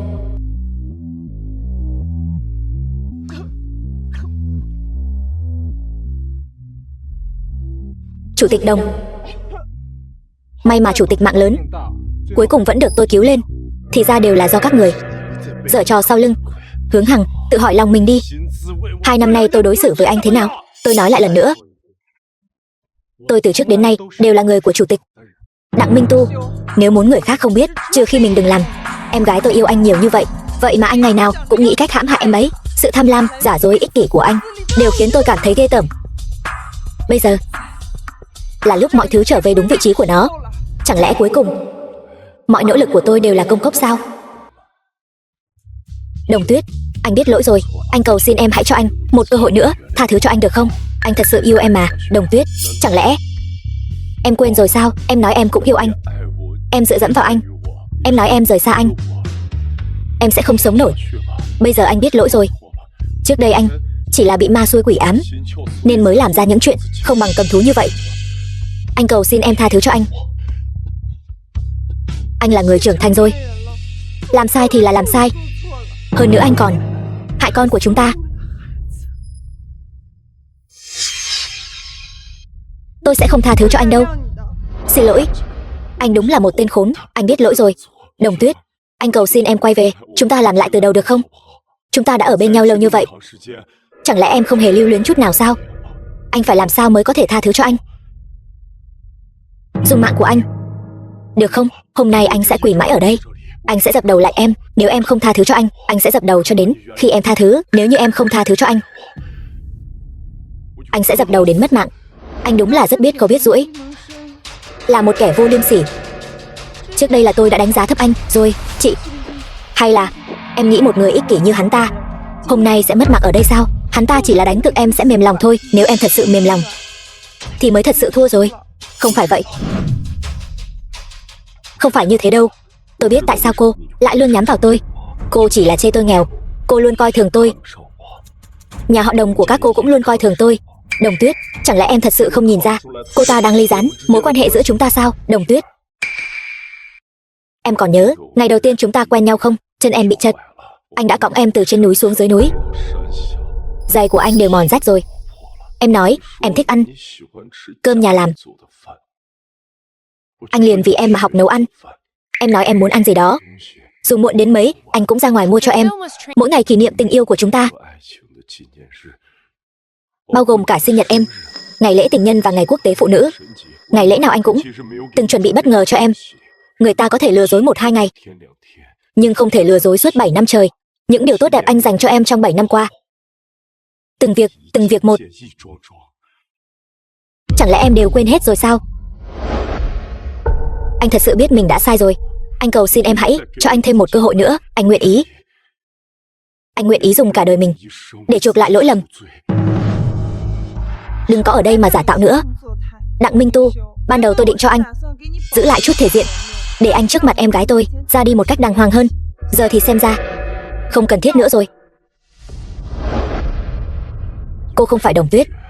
Đồng Tuyết mới là vợ của tôi. Có tha thứ cho tôi hay không là do em ấy quyết định.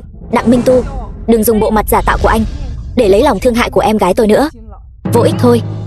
Bởi vì cho dù anh có giả vờ thế nào đi nữa cũng không thể thay đổi được sự thật anh là một tên cặn bã. Đồng Tuyết, cô không biết đâu. Anh ta còn tưởng cô thật sự đã mất mạng, khóc ở đám tang của cô, suýt nữa thì ngất xỉu. Nếu không phải tôi còn chưa tìm bà tính sổ, bà lại tự mình dâng lên trước. Trên đời này, bà là người không có tư cách nhất để trước mặt em gái tôi mà nói chuyện. Kiều An An, ta là mẹ kế của con. Cho dù con có thân phận cao quý đến mấy, chẳng lẽ con ngay cả sự tôn trọng cơ bản nhất đối với người lớn cũng không có sao? Bà còn biết bà là mẹ kế của tôi sao? Chưa kể đến năm đó bà đã dùng thủ đoạn đê hèn gì ép cha tôi phải cưới bà về. Một người mẹ kế tốt sẽ chủ động quyến rũ con rể của mình rồi lăn lên giường sao? Cô đều biết rồi sao? Mẹ kế quyến rũ con rể sao? Đúng là Lôi Vũ phiên bản đời thực mà. Hôm nay đúng là một phen hú hồn, mở mang tầm mắt rồi. Một người mẹ kế, một người con rể đều là những kẻ ăn bám người khác, lại dám lén lút sau lưng chủ nhân, lén lút với nhau.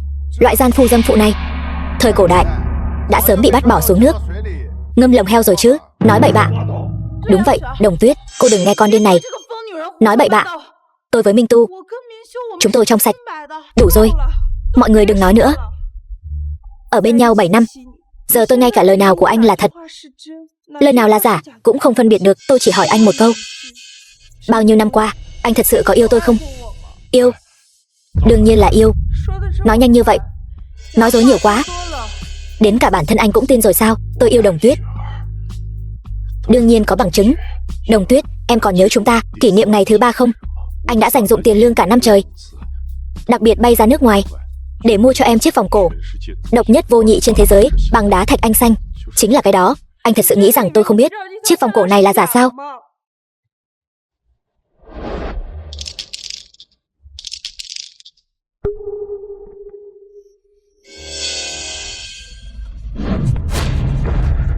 Minh Tu, em thấy ở chỗ Đồng Tuyết cũng có một chiếc vòng đá thạch anh xanh y hệt. Sao có thể như vậy? Cái anh tặng em này không lẽ là đồ giả sao? Đồ giả đương nhiên là ở chỗ Đồng Tuyết, trong tay người phụ nữ ngốc nghếch đó. Còn về cái thật, chỉ có em mới xứng đáng. Ghét quá đi, còn có chuyện đáng ghét hơn nữa cơ. Đồng Tuyết, cô dám tìm người chụp lén tôi sao? Muốn người không biết, trừ khi mình đừng làm. Đặng Minh Tu, anh thật sự khiến tôi cảm thấy ghê tởm. Đồng Tuyết, em nghe anh giải thích đã. Vậy còn căn nhà đó thì sao? Em nói em muốn có một gia đình nhỏ của riêng mình. Anh đã tiêu hết tất cả tiền tiết kiệm của mình. Anh đã mua một căn hộ để tặng em. Hơn nữa, anh còn lên kế hoạch làm một phòng trẻ sơ sinh. Căn nhà đó thật sự là của anh sao? Hợp đồng mua bán nhà đất. Căn nhà đó là anh đã lợi dụng danh nghĩa của tập đoàn Đồng Thị, ép buộc chủ nhà cho thuê với giá thấp cho anh. Ngay cả cái gọi là giấy chứng nhận quyền sở hữu nhà đất cũng chỉ là tìm người làm giấy tờ giả mà thôi. Đặng Minh Tu, anh cái tên đàn ông tồi tệ đầy dẫy lời nói dối này, bây giờ còn gì để nói nữa không?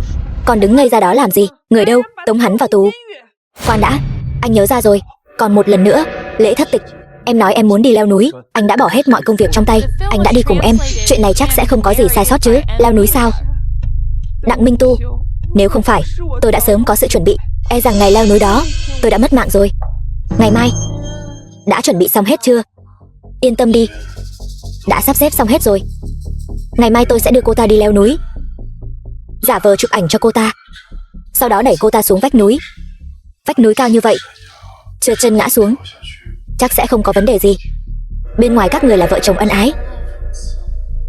Ai có thể nghĩ được là anh đã đẩy cô ta xuống đó chứ? Kẻ nào ngăn cản tôi kế thừa Đồng Thị đều phải mất mạng. Chồng, em thế này có đẹp không?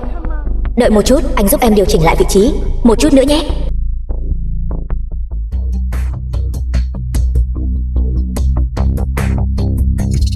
À, chồng, em hơi sợ độ cao. Chúng ta đi thôi. Đặng Minh Tu, khi anh không hề hay biết, tôi đã cho anh vô số cơ hội. Kết quả không ngờ rằng sự khoan dung hết lần này đến lần khác của tôi dành cho anh lại từng bước đẩy tôi xuống vực sâu. Đặng Minh Tu, giờ còn gì để chối cãi nữa không? Đồng Tuyết, lần đầu chúng ta gặp nhau, tôi bị trật chân. Anh cũng biết thân phận của tôi nên mới cõng tôi xuống núi phải không? Từ sau đó tình cờ gặp ở thư viện, cùng một căng tin, đi học cùng tôi, đều là mưu kế anh tỉ mỉ tiếp cận tôi, phải không? Anh chưa bao giờ thực sự yêu tôi. Vậy còn em có thực sự yêu anh không? Trong mắt em, anh chỉ là một kẻ nghèo hèn, gọi đến thì đến, bảo đi thì đi, một món đồ chơi. Giờ tôi đã tiêu đời rồi. Các người cũng đừng hòng đi.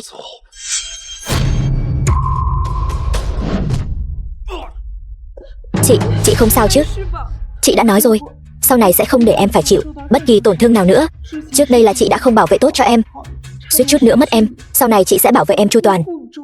Đặc biệt là hắn ta, sau này chị sẽ không để hắn ta làm em tổn thương dù chỉ một chút. Tình chị em thật sâu đậm. Gia đình các người đúng là yêu thương nhau thật đấy. Vậy thì trong mắt các người, người ngoài không phải là người sao? Tôi ở rể nhà họ Đồng tròn 7 năm. Các người có biết 7 năm này tôi đã sống như thế nào không? 7 năm này, lẽ nào tôi đã bạc đãi anh? Nhà họ Đồng bạc đãi anh sao?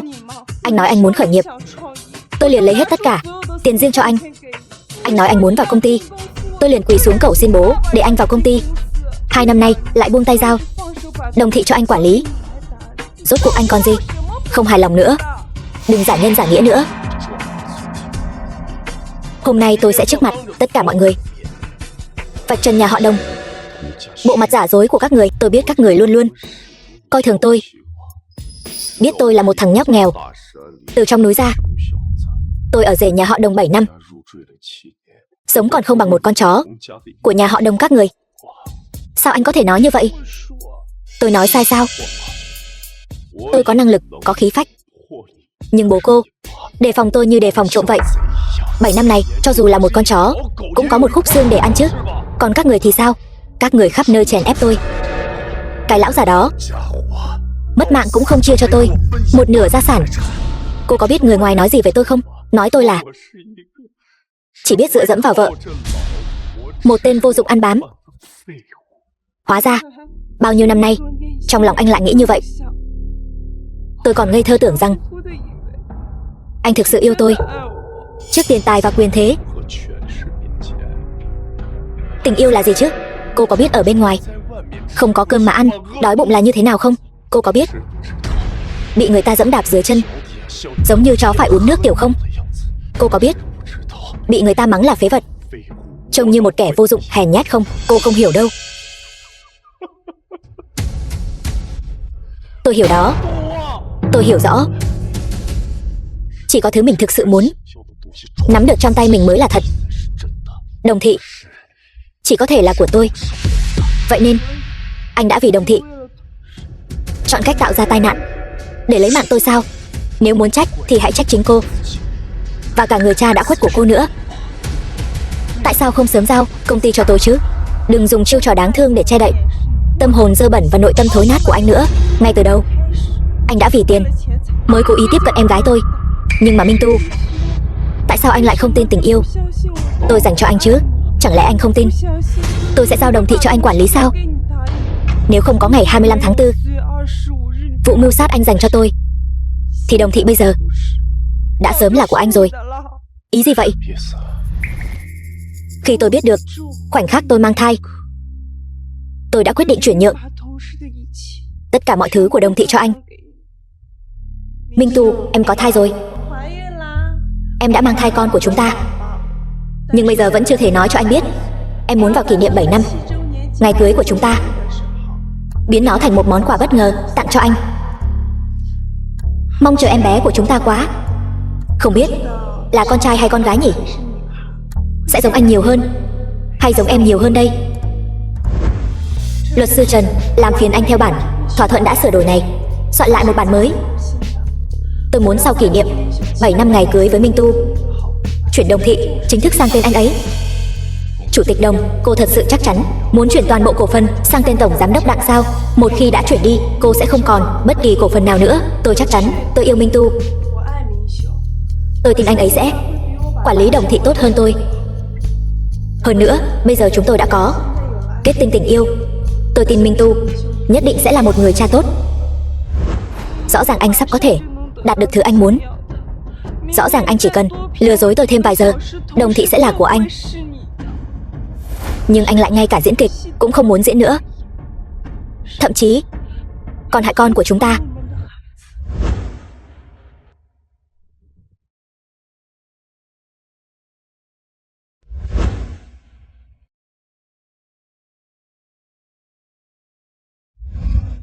Không thể nào.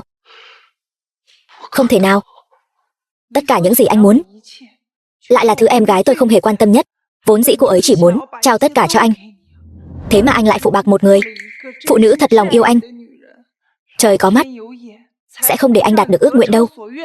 Sao lại thế này? Tôi đã tự tay lấy mạng con của mình. Tôi đã tự tay lấy mạng con của mình. Tôi không phải là người. Tôi là một súc sinh. Tôi đáng lẽ phải mất mạng. Minh Tu, anh đừng bị bọn họ lừa gạt như thế. Bọn họ đang diễn kịch để kích động anh đấy. Anh không nhìn ra sao? Tất cả là tại cô, cái đồ hồ ly tinh. Cô đã quyến rũ tôi, cô đã mê hoặc tôi. Cô lừa tôi nói rằng cố chủ tịch không hài lòng về tôi. Đồng Tuyết không có tôi trong lòng. Chính là cô.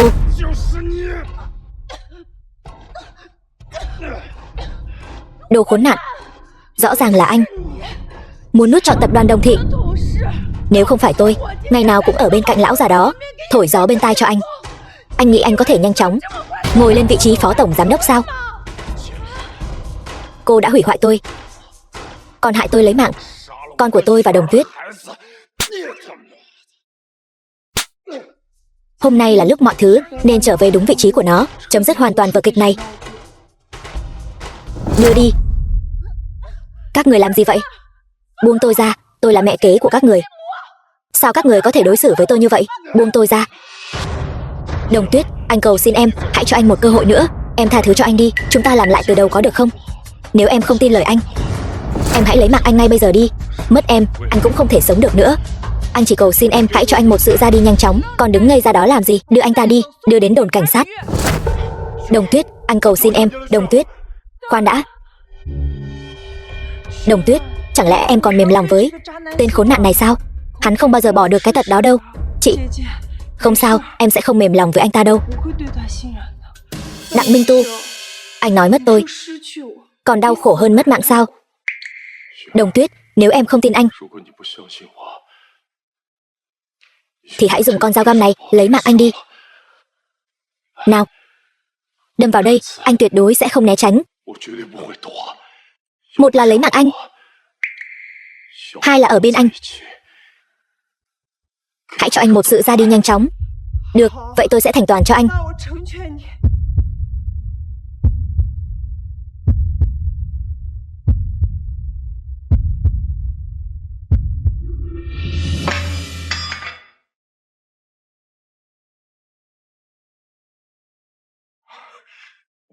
Đồng Tuyết, anh biết ngay là em yêu anh mà, đúng không? Là như vậy đúng không? Không, tôi không lấy mạng anh. Chỉ là không muốn máu của anh làm bẩn tay tôi. Từ hôm nay, 7 năm hôn nhân của chúng ta không ai nợ ai cả. Giữa hai chúng ta không còn bất kỳ mối liên hệ nào nữa. Chị, chúng ta đi thôi. Tất cả những chuyện xảy ra hôm nay không được phép nói ra một lời nào. Nếu có ai đó nói lung tung dẫn đến giá cổ phiếu của tập đoàn Đồng Thị bị ảnh hưởng, công sức của cha và em gái bị tổn thất. Tập đoàn Thanh Đằng của tôi tuyệt đối sẽ không tha cho hắn. Rõ.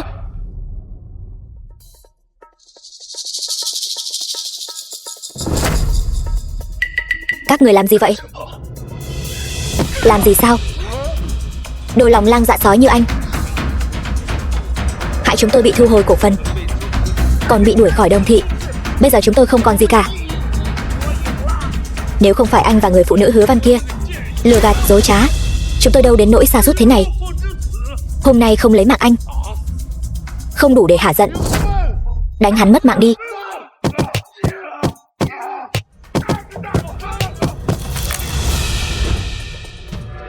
Em gái, em sẽ không mềm lòng với hắn chứ? Không đưa hắn vào tù đã là sự nhân từ lớn nhất đối với hắn rồi. Dù sao đây cũng là Đồng Thị.